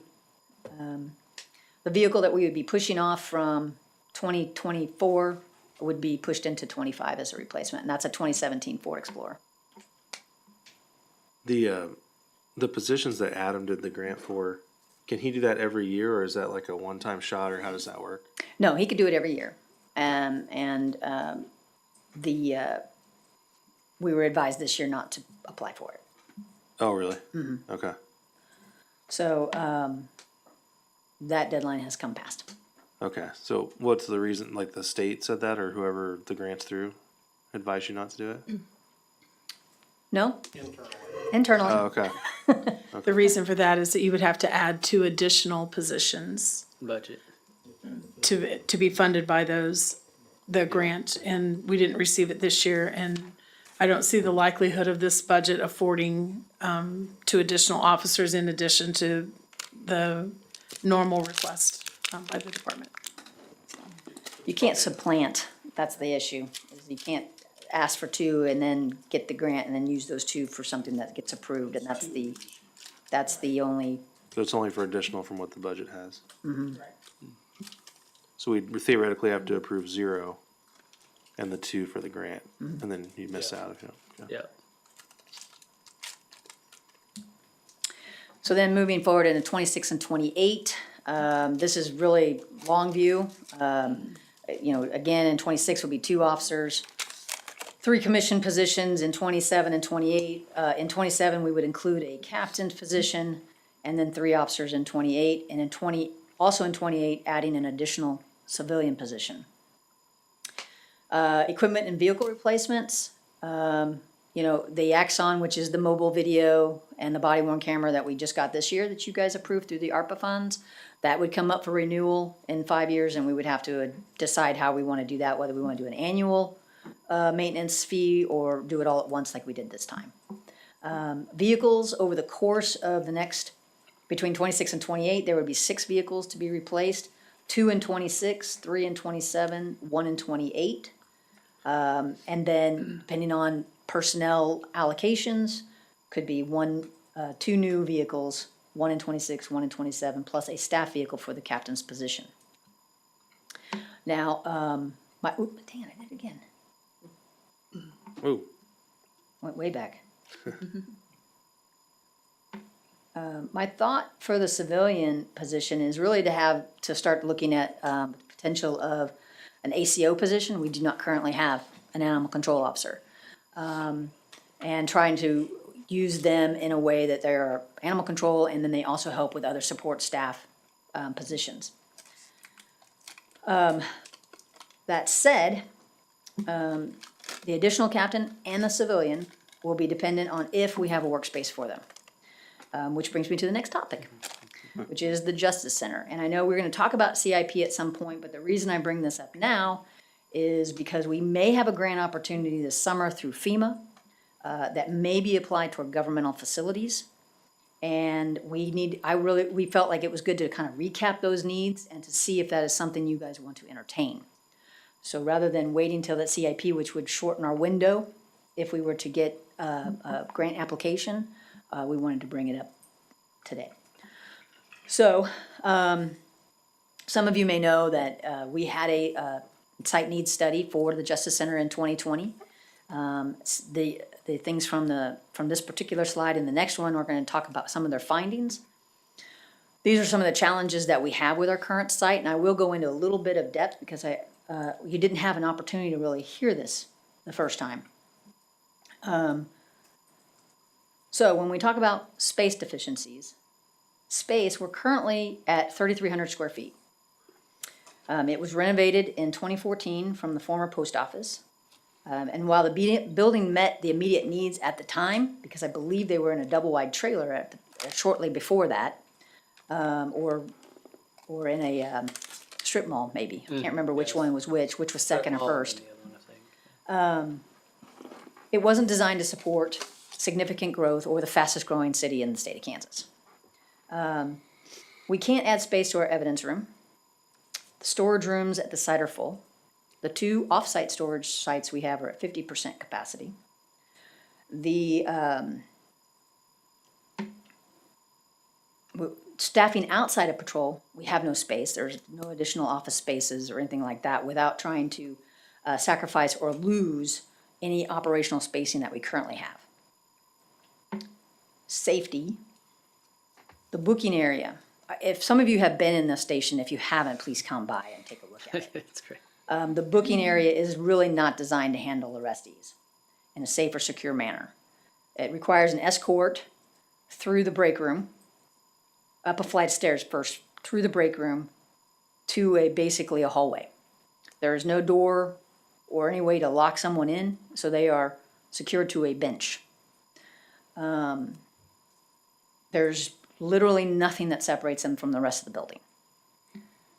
Our evidence lockers and supplies are in the exact same location as that booking area. So if someone is processing some evidence, they're putting their property up that they have recovered, and someone also has an arrest for a DUI, they're in the same spot.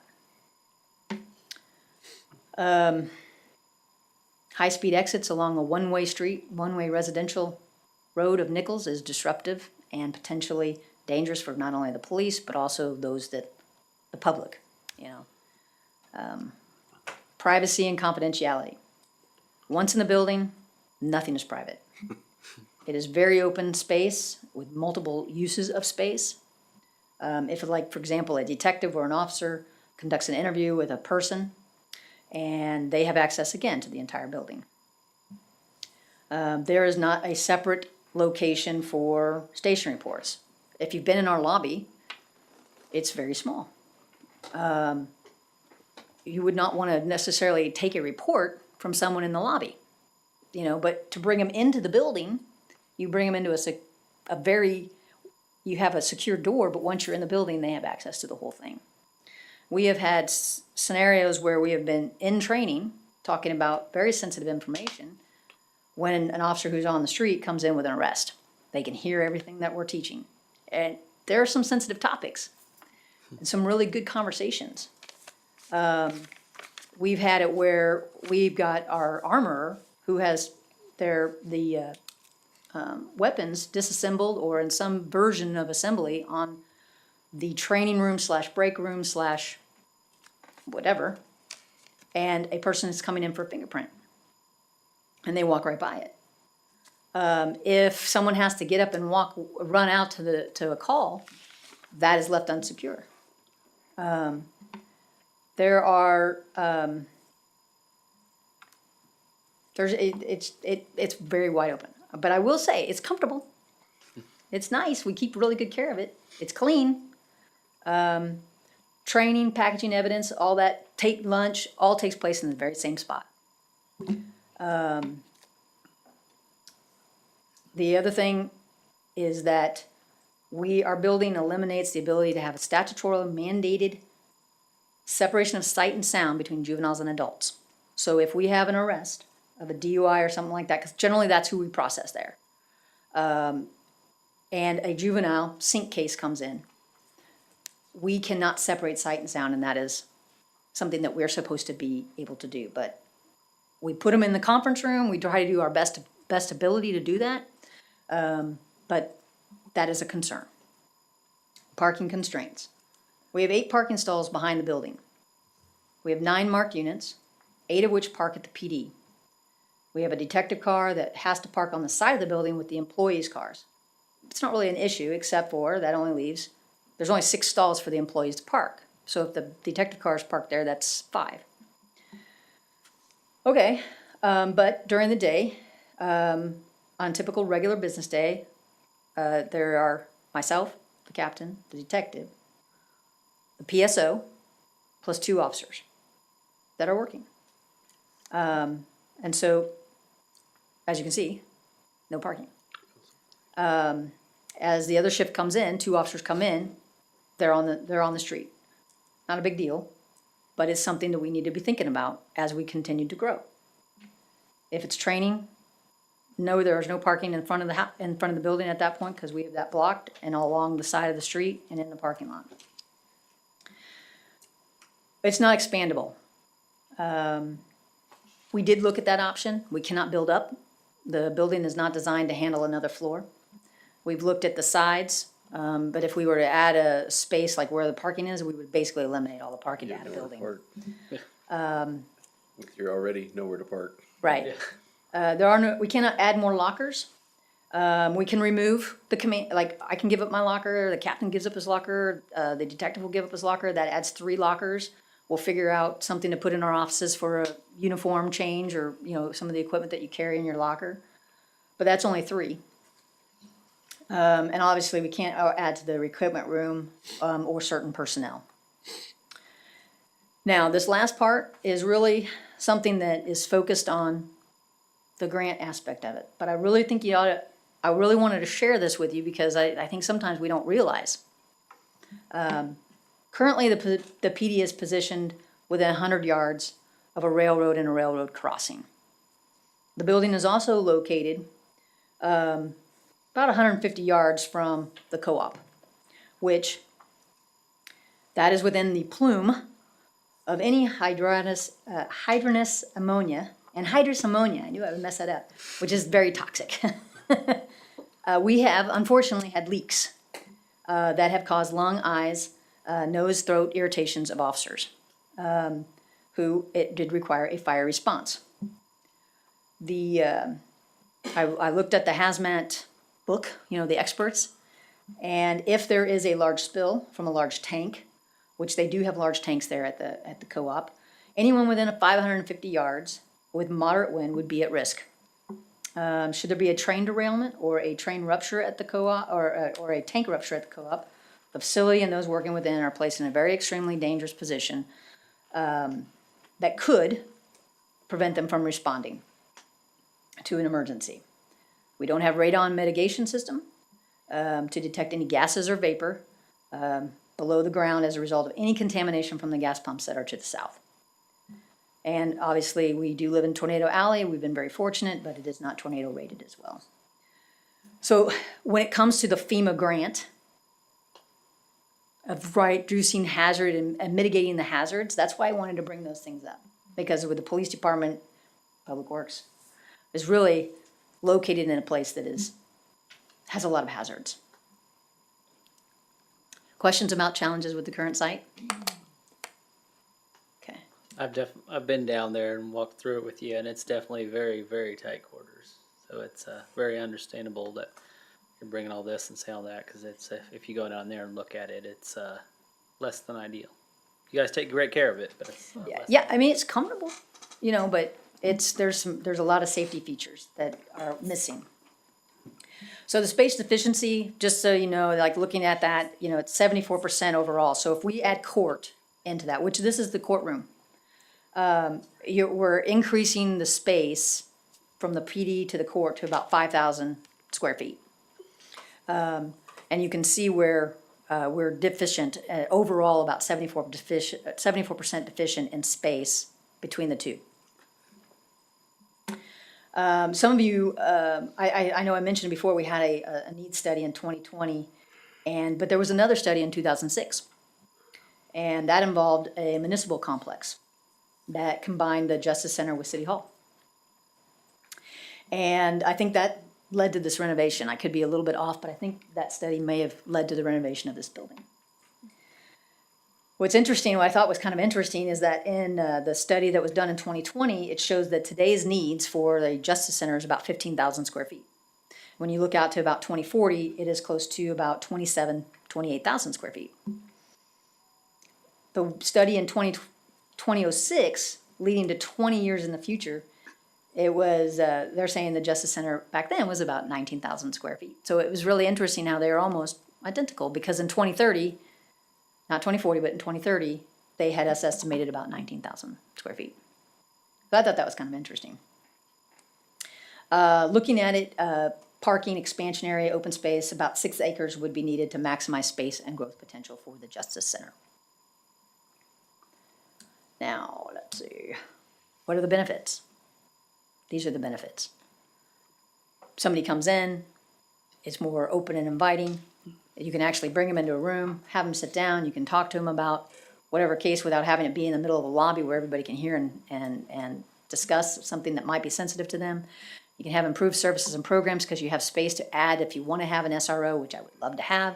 If you want to have a community policing unit, you can have a space for them. The privacy, safety, and security are addressed. Adequate parking, secure parking, appropriate facilities, and a long-term solution. Questions on this? I think morale is always a high topic on this city council that gets things passed, and I think it's important to keep our police officers and the morale up and to keep our city safe and to really contemplate what is our priority in this city. Thank you. So, expanding the scope, and I'm going to turn it over just briefly to Mr. Massey about this. Thank you, I think. Well, I mean, it's on the slide. It is on the slide. I think Chief has outlined a very important thing that you're gonna start hearing over the next several months and maybe over the next couple of years, is that some of the facilities within the city are substandard at best. Some of them are really good facilities like this building, but as a growing city grows, there's gonna be needs. Public Works facility is one of those. We don't have any ability to basically put any of our equipment inside. The administrative portion of that facility, at best, is insufficient. As you know, we're also looking at the wastewater facilities, the sewer treatment plant, and some of those items. So one of the things that we looked at about a week ago, we became aware of a grant potential with FEMA. It's probably a long shot, but it's I think 75-25 grant, and I believe it's up to about $50 million that you could potentially get. So one of the things that we wanted to do is at least take a swing at it and see if we could possibly get some grant funds. I don't know if that'll be $1 million. I don't know if it'll be 20 million. But the first step in this was asking Chief to bring this back to the governing body to at least let you know that we're looking at these things probably over the next 5 years. As staff increases, there's needs currently within the organization that we're looking at about 3 additional staff, like an engineer, a planner, and project inspector. We're limited on where we can put them. So over the course of probably a 10-year time period, I'm gonna mark that back a little bit, move it back to about 5 years, 5 to 10 year time period, we're gonna be out of room. We've already started looking at usage of the rooms down at the end of the hall. Rec facility uses them. I think there's other people in the community that rent them out a lot. So we're starting to look at those areas as what can we do over the next 5 years as the community grows. And then the other big driving factor is that we have some large developments going in right now. With those, we have an opportunity, which is perfect timing for the comprehensive plan, to look at where would we position a new police department or municipal complex, whatever that terminology is, where could we put those? There's a couple developers right now that are interested in that. We've made initial, very, very preliminary contacts with the county about the library. They're looking at potentially renovating the current library, and then probably within 10 years, potentially, if the studies go correctly, they'll look at doing a new library at some point, similar to the ones that they've done throughout Johnson County.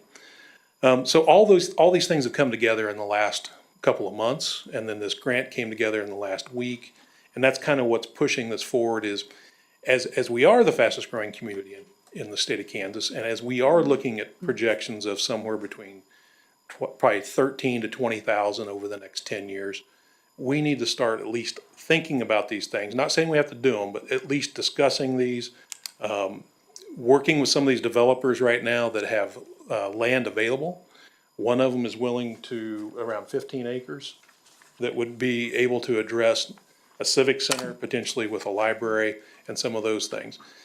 We'll be bringing these back. One of the main things is we wanted to get this before you because there's a very tight window for the grant. I believe it becomes open sometime in June to July time period.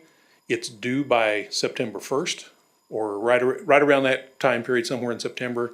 And then they let you know around January, whether you receive the funds or not. So, like I said, it's a very competitive process. Probably a lot of cities in the nation will be looking at this. But we would like to take a swing at it, and we'll be bringing back additional information on that. So, yeah, so as a result of that is, we would like to do something that you are really enjoying right now is a study.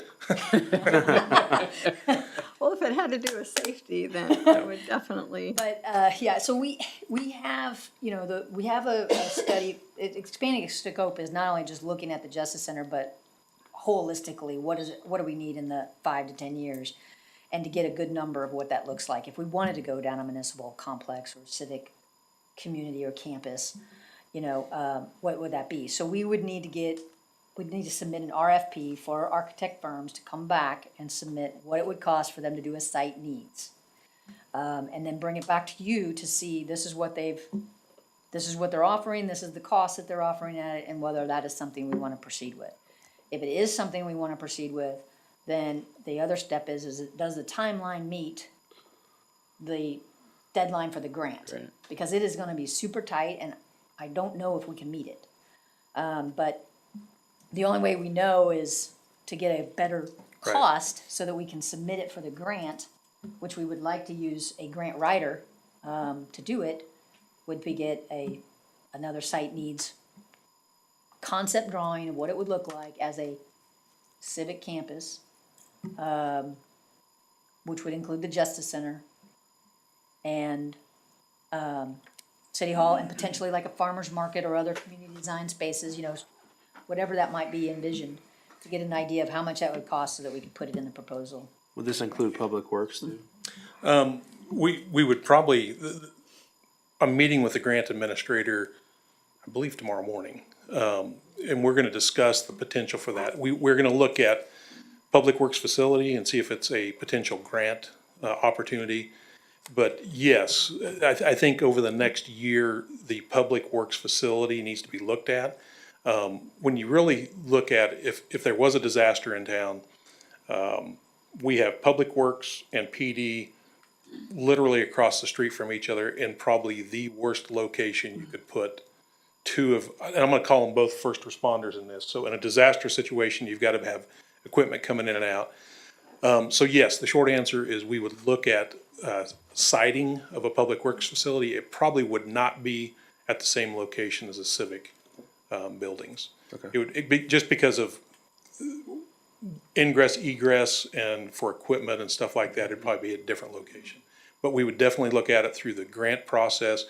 And we're also gonna look at the wastewater treatment plant to see if that's an option to apply for these funds too. When it comes to this one, you said it's a 75-25, so 75% of the project can be covered up Yes. by the grant, up to Yep. Mm-hmm. And it's up to 50 million. I wouldn't expect these projects to be anywhere near that number. Yeah. But that's where the architect comes in and says, based on what you're looking at, based on your acreage, this is a rough number of what that'll be. And I assume that we can certainly try to put, you know, here's what the big, that includes all the buildings, and then break it out.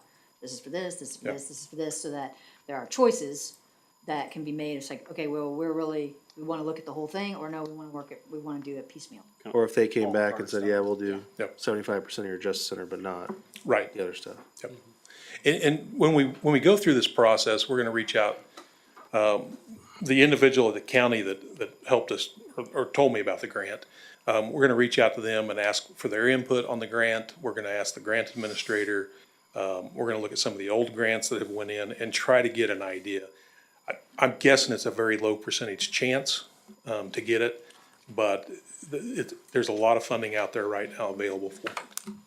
So you have to go through an RFP, get the bids back, and then submit the grant, all within what, the next 3 or 4 weeks? No, not that fast. but By close. September. About 4 months. Oh, I thought you said in June. Oh, it opens up in June. So It opens in June and then, and that's why, And when does it close?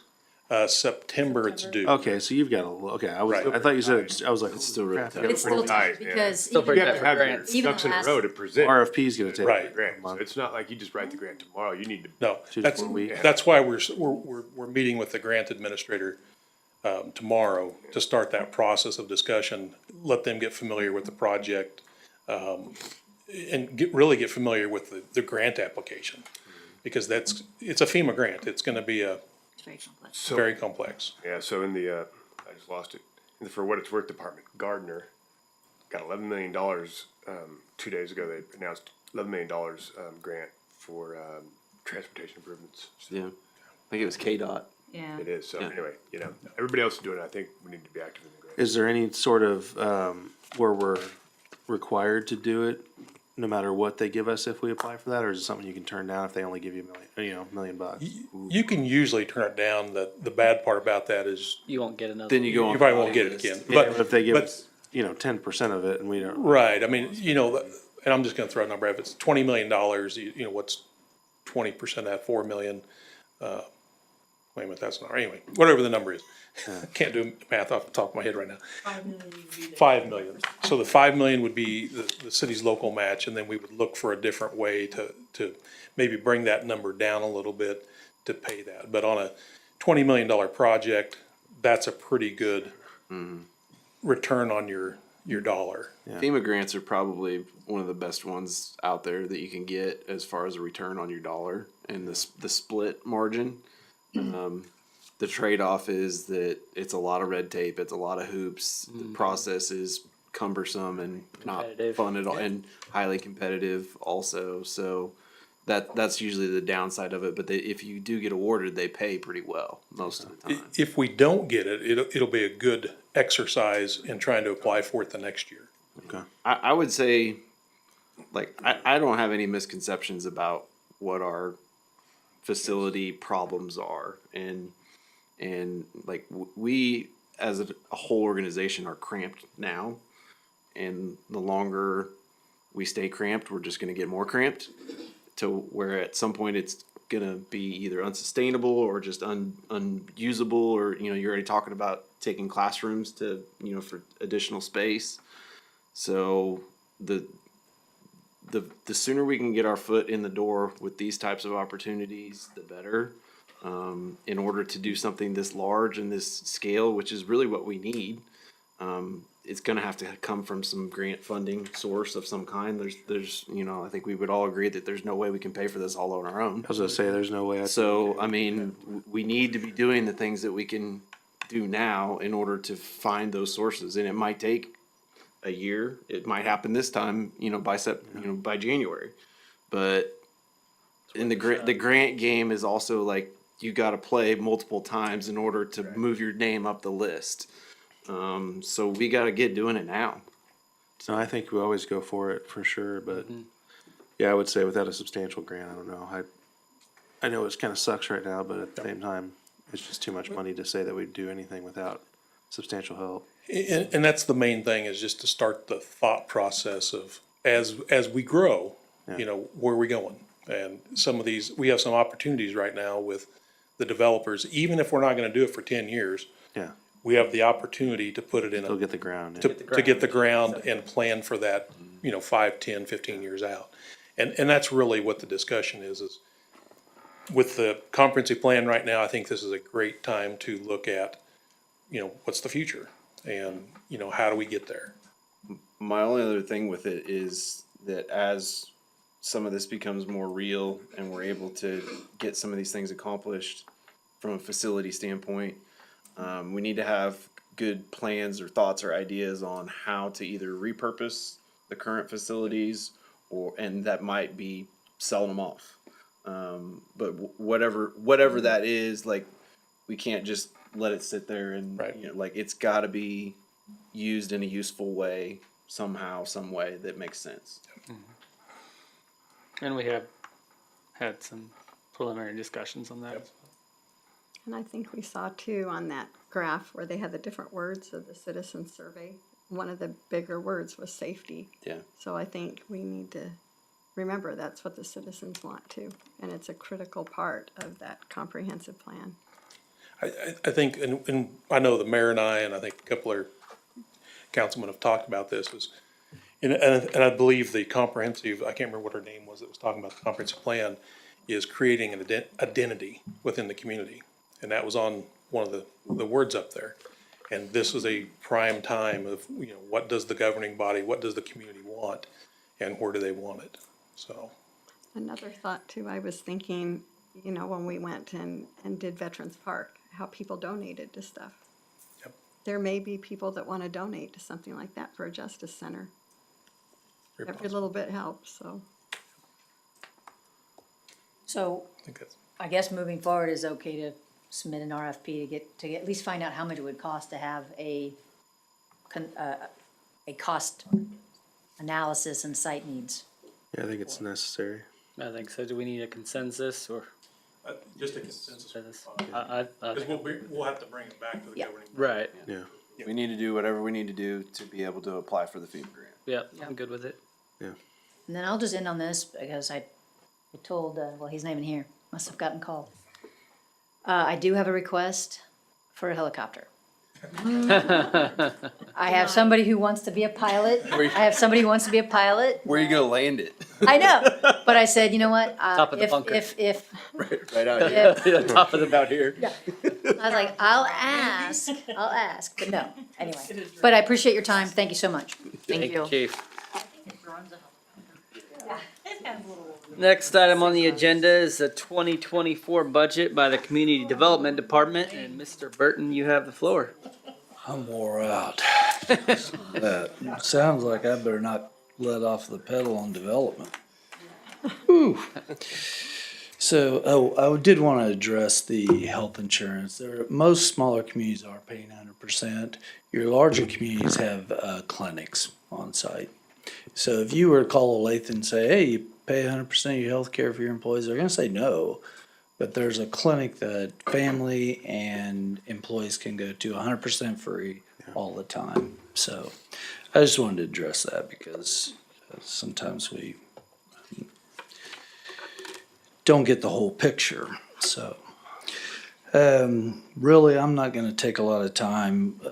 Community development's budget doesn't fluctuate a lot. We're very conservative. We're very tight. If you want statistics, we should, by a national average or a state average, every 78 new homes, we should have one inspector.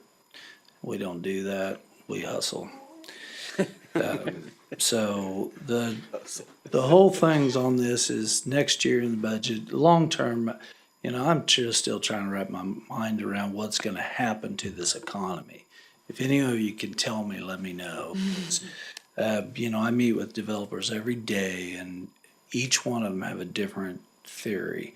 Some are going crazy, some are really, really pulling back.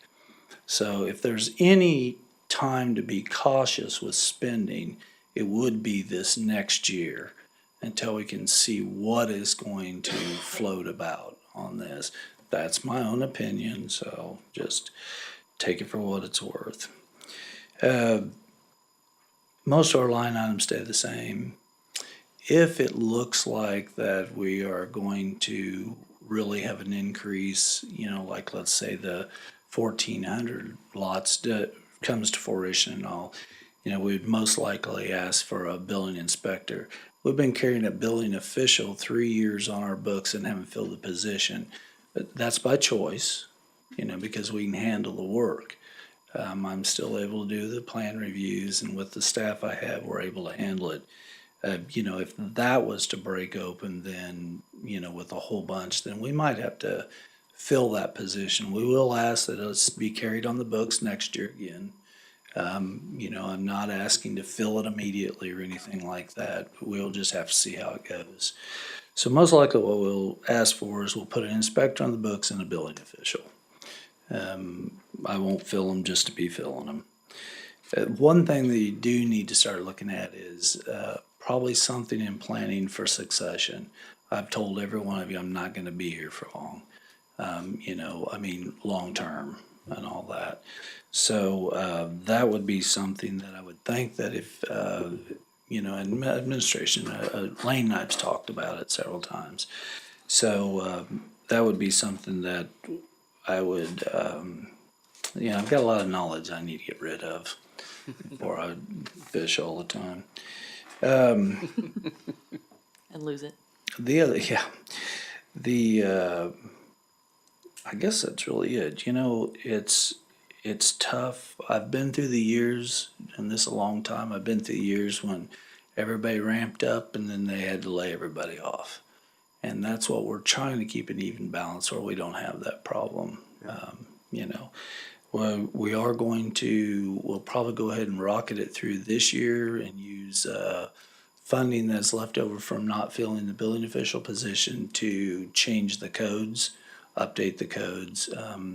It'll be pretty important for some of these granting points, if I believe. Isn't that correct? So it's real important. Yeah, it's a requirement for some of them. So we'll get, we have it ready, we just haven't wanted to spend the money.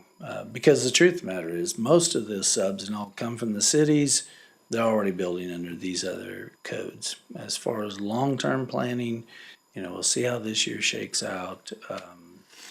And that's really about it, unless you have questions, which. I know you've talked about bringing somebody in who's more commercial minded. Have you thought about that at all? Right, so what we really need to do, and yes. Like adding a second person that's Well, commercial minded is one industrial type, industrial, right? yeah. So we're really needing to see, a lot of the feedback we're getting is the community's not really interested in too much industrial. Commercial, yeah, you saw it all over there. You know, we need amenities, we want things of that nature. But in the other thing, we're looking at a lot of sites that could be an industrial park. But yes, to fill out the ghost companies that the state sends around, you bid on the, you know, to try and get them to your community, that would have to be someone else. I just don't deal with that. It's, you know, it's just not my cup of tea, to be honest with you. Economic developer. Yeah, it'd be more like an economic developer, but you want somebody that works. That name always seems like just somebody that sits around at a desk or something, you know. So you'd want somebody, you know, that would be ready to hit the ground and actually do the paperwork and all that for the state. That's a lot of paperwork, you know. Yeah. We've shot it for a couple of them. As a matter of fact, we tried for Coleman. I don't think any of you were here at that time. You know, and that package was huge, you know, but we didn't get it. And really, you have to kind of look at the ones that, and know that market. A lot of those go out and the site's already picked. A perfect example is the Sony battery plant. You know, we could have spent thousands of dollars bidding on that and everything, and it would, you know, so, but long-term planning, you know, we'll look at the 5-year, do the best we can and all on that. But I think this will be a pivotal year. Yeah. So, and I don't mean this year, I mean next. You know, we're talking about next year's budget cycle, so. No, I don't need that, but. Oh, no, we're already getting it, so it's in the budget already. Administrative assistant, she said, and it's already in the budget, and it'll also be a person that will be cross-trained on all different positions, you know. It's in our budget this year, we just haven't filled it, so. So this is a little bit more philosophical. You've been doing Sure. community development for a long time. Mhm. You said there's some developers that are revving and going. That's some correct. that are doing the opposite. So it's kind of a smorgasbord right now. Yes. Is it, I mean, our area is just, and not all of Spring Hill, but just southern Johnson County, kind of the 169 corridor Yes. is just red hot with development and development opportunities, industrial, residential. Looks like it. commercial, Like, I mean, that's what it looks like for right now. Do you feel like that's pretty fair statement? Like, No, it's that's not what at we're all. looking at right now? No. It's slowed down. We have to literally, I mean, we're constantly on the phone. We're working on some industrial type uses up northern area. And most commercials, and we're gonna start seeing apartments, residential and all that, there's going to have to be much more incentives given. Some of the larger cities are giving huge incentives to apartment developers and all. Yes, we are the fastest growing city per capita. There's no doubt about it.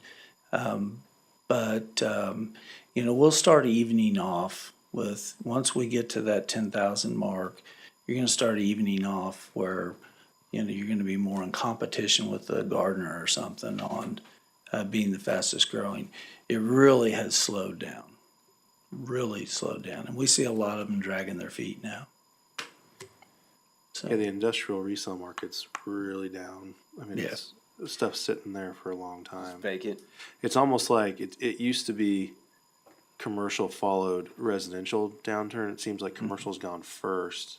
Because people don't need space anymore like they used to. Yeah, Everybody's online shopping, work from home, all that. Yeah, that is exactly. A lot of that's happening, and so the industrial spaces need to be smaller because they only need the warehouse space, don't really need the office space. So there's a lot of factors going in right now that are kind of weird. And so, And you mentioned that and all, but and one of the problems in this area also is, I mean, we're 2% and lower unemployment.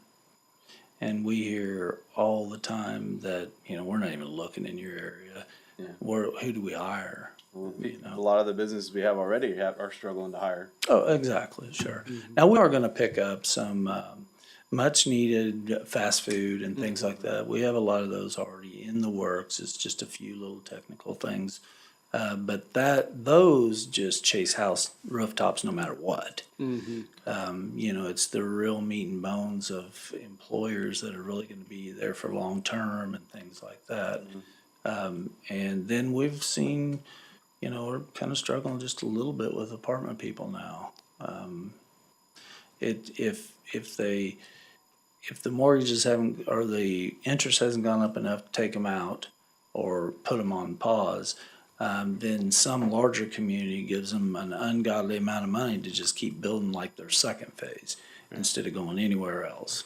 So it's a catch-22 on the apartments. We need them, but they won't build them because we don't have companies. Well, yeah, you have to the give away the farm to get them. Yeah, it's like weird about it's that back and forth on all those things, right? It's almost, Companies we don't. need the scale of economy, right?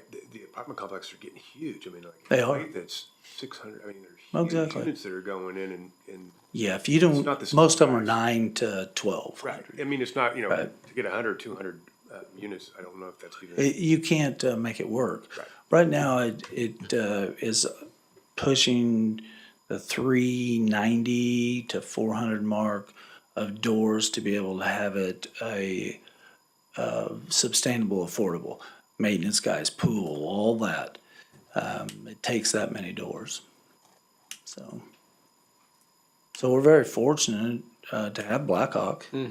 I mean, the truth of the matter is, But isn't there like a 2-year waiting list? I mean, the need. sure there is. We need apartments. We do, and but what we're battling is where, let's say, a apartment developer that we know, and he has a phase 2, and he says, "Well, I'm going to hold off on that phase 2. And then word gets out, and they're like, "Oh, we'll just give you $20 million to do your phase 2." Well, obviously, we couldn't compete with $2 million with their incentives, But they're doing that because their need for apartments is just as That's high correct. as ours is. Like And they have the funds to do And it. they got the excess fund to be able to grow. That's deals correct. like That is exactly right. So I think that, this, like I said, this next year will be where we'll see if things are just gonna keep going. I mean, we're already down on permits, so we're being really careful. We're down on excise tax collections. we're down on wastewater collections, just across the board. I was really in hope that we would have Wiswells going, and it will be before too long. So hopefully, because we're gonna, as it looks, if we hit Wiswells right at winter, then you're not gonna see anything there until March or April, you know. So, and then you don't think about it, by March and April, I mean, you're already 4 months in the year.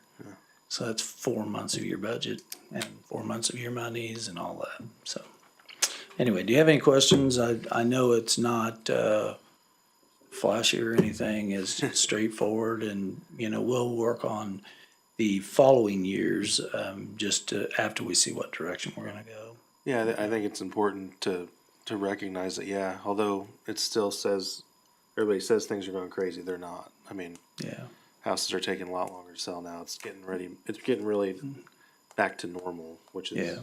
you know, rates should be, people hate it, but they should be 6-7%. That's the only That's way to keep correct. the market normalized, so. Yeah. So, But see hopefully, what happens, kind of. hopefully what we see is a downtick on the cost of materials. Yeah. That would really, really, really help. You know, there's a lot of guys out there. We have one builder that used to come in, start 10, and he'll start 2 now. So, Yep. questions? All right, thank you. Thanks, Pat. Next item on the agenda is the 2024 budget with the Community Services Department, and Mrs. Garrity, you have the floor. Thank you. Oh, sorry, I have a little PowerPoint presentation.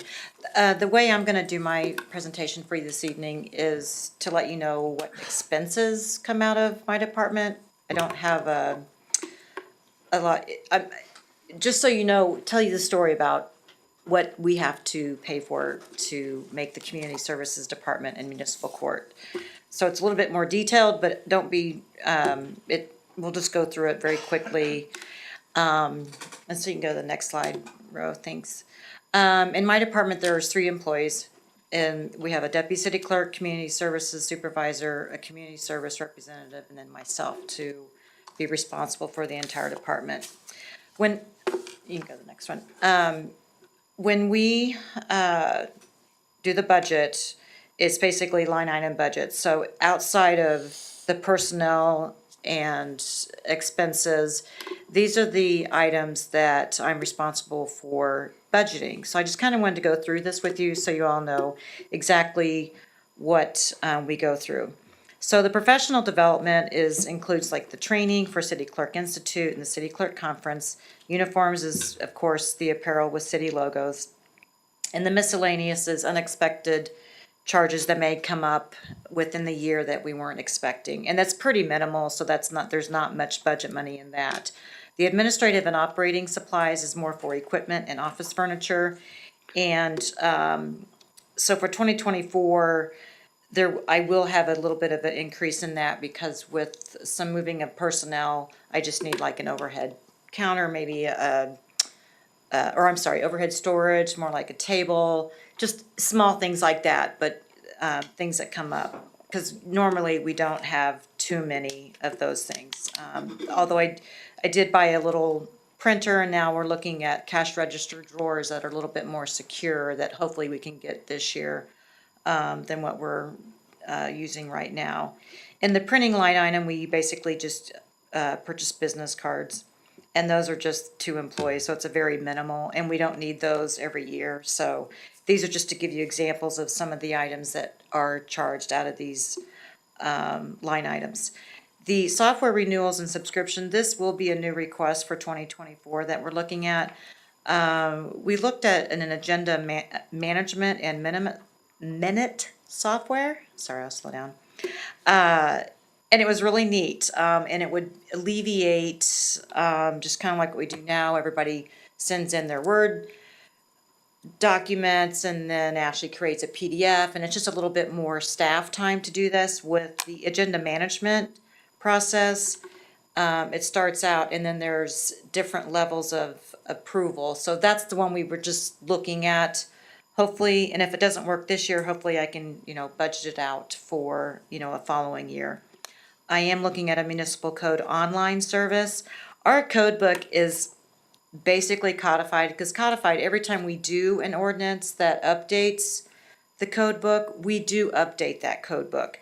It just hasn't been officially codified, and so maybe what we can do now is start looking at our chapters and do review and kind of get it better. And so basically, the municipal code online service is once an ordinance is passed that updated the code book, we would bring it to that third party, and then it is on our website.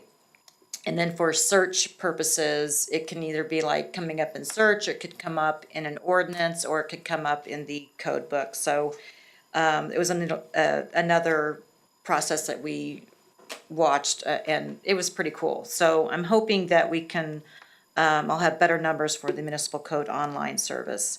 The mileage line item is for an employee if they are using their personal vehicle for any city business.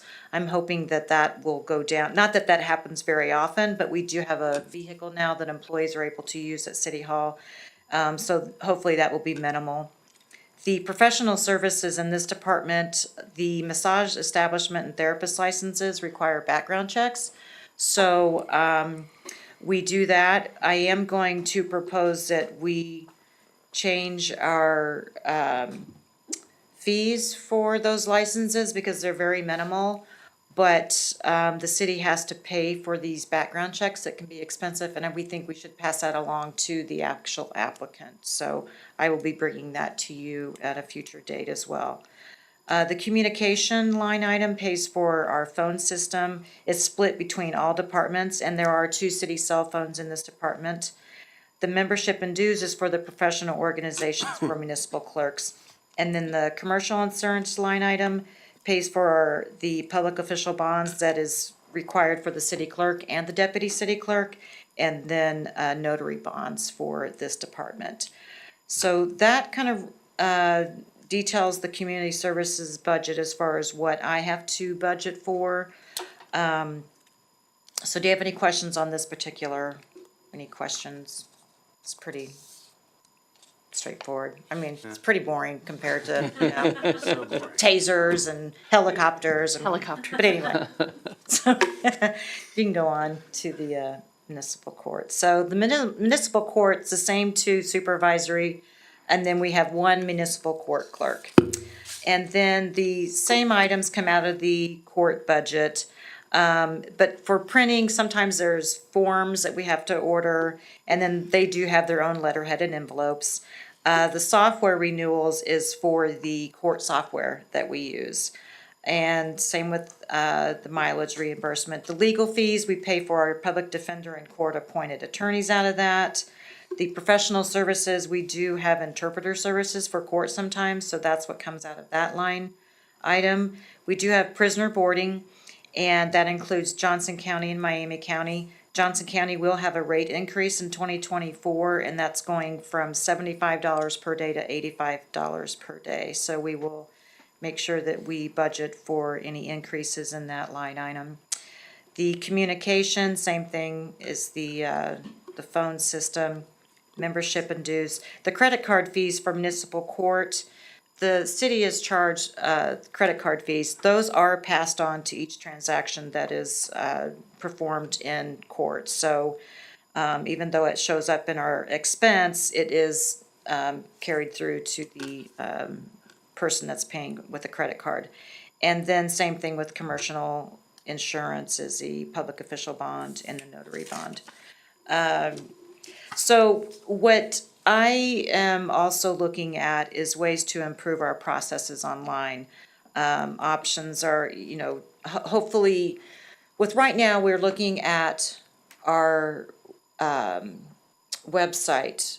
And so I'm hoping with the improvement of our website, we can possibly add some of these items like online applications for licenses, online reservations to help streamline our processes and make it easier on staff so we're not having to deal with so much paperwork.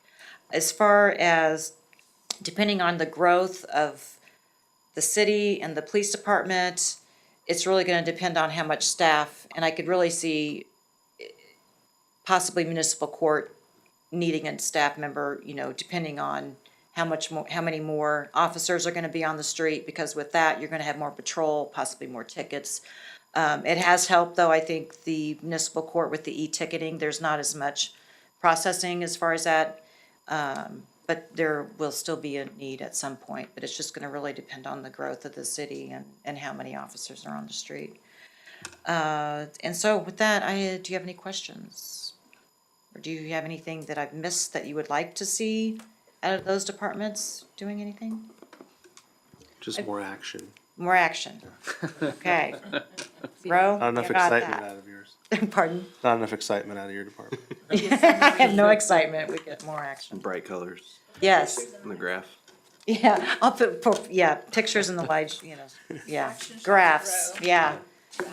But yeah, no, thank you very much, but I just kind of wanted to show you that's what I have to budget for, and so it's just kind of just boring stuff.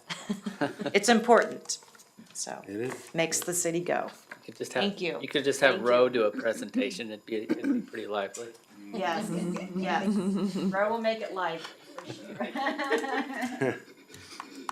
Thank you. Next time on the agenda is 2024 budget with the finance department, and Mrs. Dunn, you have the floor. I promise you this will be your favorite presentation of the night because I think it's going to be the shortest. I think that's a little bit funny that the person in charge of your entire budget has the shortest budget presentation, but the entire budget, total budget number for the finance department is $373,000. Of that, $350,000 of it is people related.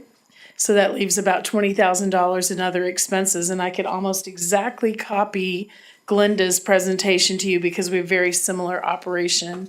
You know, professional development is one of the larger line items. I have 2 brand-new employees hired in 2023. So we budgeted to spend development time and training time for them to learn their jobs. My other 2 employees, one started in October of 21 and the other in June of 22. So I have a younger staff, younger in service, so we do spend some money in development. Other than that, I could talk about administrative supplies and notary bonds and all those other things, but I will not give you all those details tonight. I will also tell you that I do not have any projects planned for 2023 or 2024 and beyond because you approved the OpenGov project. We also approved purchase order project last year, so the things that we needed to get done are already in the works. So we will have not new projects in the next years. We'll be utilizing the ones we've already gotten. So truly, I'm not expecting a huge increase in the budget or any major changes at all. I'd be happy to answer any budget questions you'd like to ask tonight. Otherwise, I will yield my time to the floor and you can move to go home. Sounds good. Perfect. Thank you. You're welcome. Next, we'll move on to announcements and reports. I had a few. I noticed last week the bike signs around town, share the road signs, so I think that was a huge win. That's something that's been in the works for several years. We finally got it across the finish line. So I want to thank Derek Buckridge for his work on trying to push us to get that through, and then also Public Works Department, and then other council members that got involved, and just everyone that was involved in trying to pressure that to the finish line. So that was nice to see, because we do have quite a few people that do enjoy riding bikes through town, and so to get some of those up to kind of warn people that bikes are going to be around, I think that's good. Veterans Memorial is coming along really good. I've driven out there and seen that, and it's really starting to look sharp, so I'm excited to see that to the finish line here before too long. Obviously, we talked a lot about the comp plan already, so just kind of plugging that every second I can get with community getting involved in that and finding lots of different ways to help us plan the future. And then just road work going on everywhere, so that's a big plus. And then excited the pool's open. My kids were there today, so they're excited about that. They were bugging us all week until we got out there. So, yeah.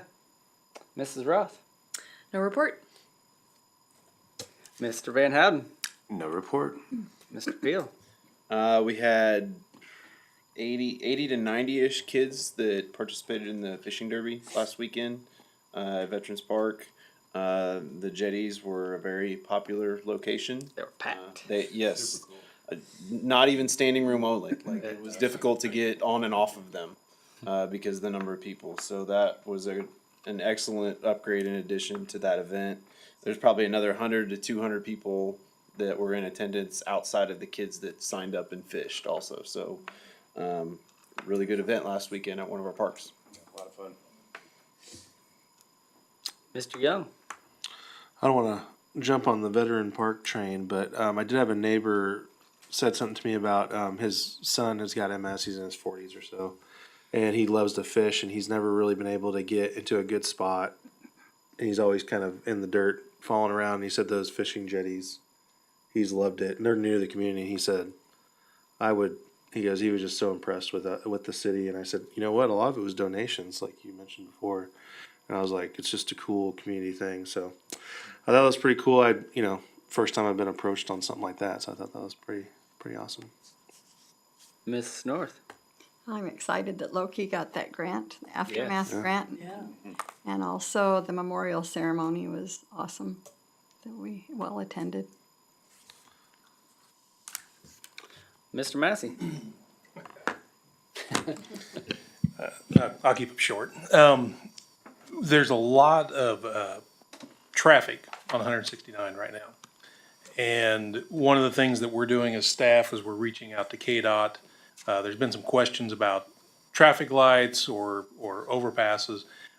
Just wanted to let the community know and the governing body know that as Wiswell goes in the project north of Quick Trip, and some of the other housing developments, that we are in contact with KDOT. It's probably going to be a long process, but the ball is rolling because there are some intersections at 191st and 183rd that need to be looked at. And matter of fact, I have a meeting next week with them, but it's probably going to take, would you say probably a year to 2 years at least? Right. We're going to look at temporary measures and then long-term permanent measures. So, but it will take some time to get through that process. They'll have to do traffic studies and things like that. But I just want to let the governing body know and the community because there's been questions out there about the increasing traffic going through those intersections, and we're aware of it and we're working towards a solution. And I have advocated 2 years in a row at the state capitol. I've advocated for a signal on 191st and 169. So the state capitol is well aware of it because every time I go there, I talk a lot about it. So hopefully that's getting some traction on that because I think we're all well aware of the need for something on those intersections and even some of the further ones south. So, Mr. Burton, Chief Henson. I was going to talk about Loki, but he did earn the award and first place. So the grant was for $2,500. Nice. That'll go toward the surgery. The one thing we don't know is what the cost of the surgery is. We are waiting for an appointment in Columbia, Missouri, where they have a special machine that'll be able. But unfortunately, a part is broken, so we're waiting for that part to be fixed before he can go up and look, or go up and get checked out. We also got a donation from a resident who also dropped off a significant amount, so that will also go toward the surgery. We just don't know what the cost is, but I really do appreciate all the support and the votes from the residents and the citizens, and that was it was incredible. So thank you so much for that. And that was going against a bunch of other nationwide. cities, bunch of Yeah, other keynotes. nationwide. He was first in tier 1. Nice. So, and then we have a new hire. We have a new officer starting on Monday, Taylor Hunter. He'll start with us. He's backfilling one of our positions, so it's still, we're not yet filling the 2 positions for this year. Our sergeant's process starts next week. We have 2 internals and 1 external. So we'll see what comes out of that.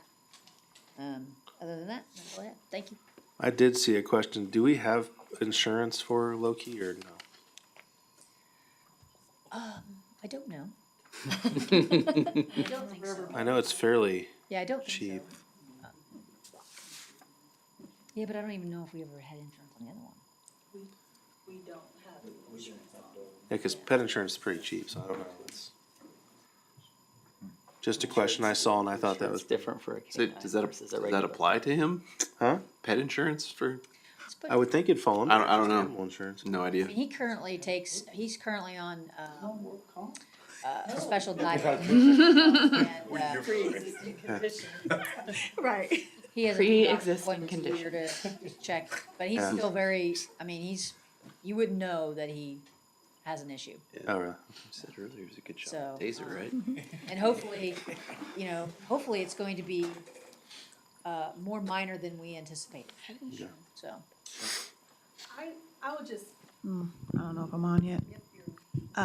Sorry to interrupt, but I would just say, in terms of the comment about pet insurance, as a new 8-month person of a pet, I will tell you that the pet insurance is nothing like Yeah, it's a human reimbursement, insurance.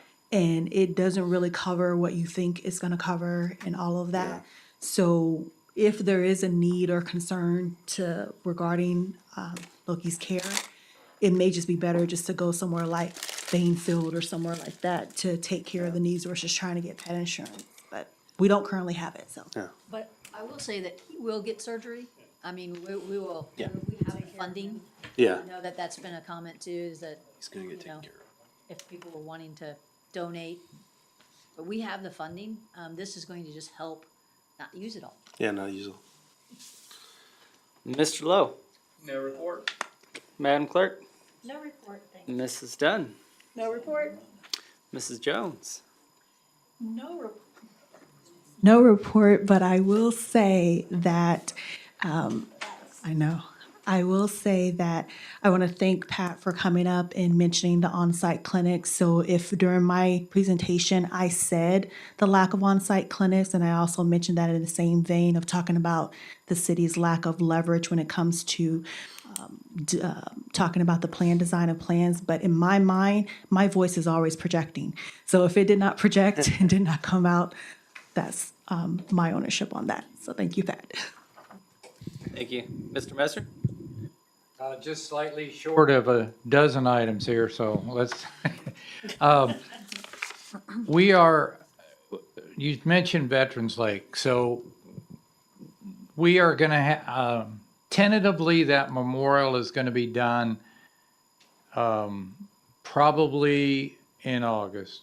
So we've been looking towards doing a dedication ceremony, which I think would be very much desired. So in light of that, I'm trying to pull a committee together to start planning this event, because one of the questions is do we want something massive? Do we want something small? What do we want? So I've kind of pulled together a small committee. Ashley and Amy have volunteered to be on it. I think we're going to meet Monday with the park board, and we can't have the park board on it because otherwise it would kill our meetings, impromptu meetings. But I'm going to try to get 1 or 2 members of the park board on this committee to help plan this. I'd like to see if the council wants to put somebody on it. I think I mentioned it to, I sent a note maybe. We also don't have a park liaison on the park board or council member. So if you could figure out who that might be at some time. I think it used to be Steve Owens, but was never appointed a liaison for the park board. But anyway, we'd like to start doing some really serious planning. We're about out of time, but the problem has been we didn't know when the time would be right to have a dedication ceremony. We're looking at, I think, the tentative date, but it's not up to me. It's going to be up to the committee to work and come up with some ideas. And we probably can come back and report on the committee's activities when we have a meeting. But my thoughts was going to be in the 1st of September, even though it's going to be done in August. We don't want the heat's going to be oppressive out there. If we're going to have any speakers, we need to figure that out. If we're going to have any parking or how big, like I said, how big should it be? How small should it be? So we're going to work a lot of those details out Monday night at the park board meeting, and then split off to a small committee that I mean, I've had several groups have volunteered to be honor guards for it, and there's a lot of questions. I got a huge list of questions that I'd like to start working on the answers so this doesn't sneak up. Because I think the Veterans Memorial is going to be such a beautiful and impressive and honorable site that we need to give it the dedication and the opening that it deserves. Yeah, I think go big or go home. Yep, so we're gonna be working on that, and Amy and Ashley made a huge mistake. They volunteered. They don't know what they've gotten into, but it's big. So anyway, that was one of the topics. Staying with the Veterans Lake, we did get a $2,500 donation from Rosh Coleman to use for this project. I think we were wanting to probably, I think it was going to be aimed at flags.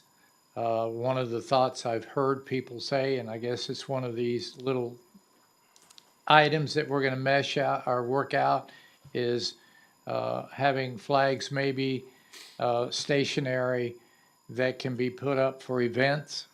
For the Memorial Day, for Veterans Day, have flags lining into the entrance, maybe. These are thoughts that are going to be worked on by the committee and brought back or taken to Lane for final approval or something, but we're going to start working these little ideas. But we did get a $2,500 donation. Veterans Lake itself, for those who haven't been out there, the timeline that I'm understanding, I'll have a meeting tomorrow on it to get more details, but I've got a progress meeting tomorrow. But I think they have the battle cross stands are in place. The granite is supposed to be coming in. They're saying they're going to have it installed by the end of July, so I'm saying the first or second week of August we should have the granite. We'll probably cover them up, and for the opening, the ribbon cutting, whatever we come up with.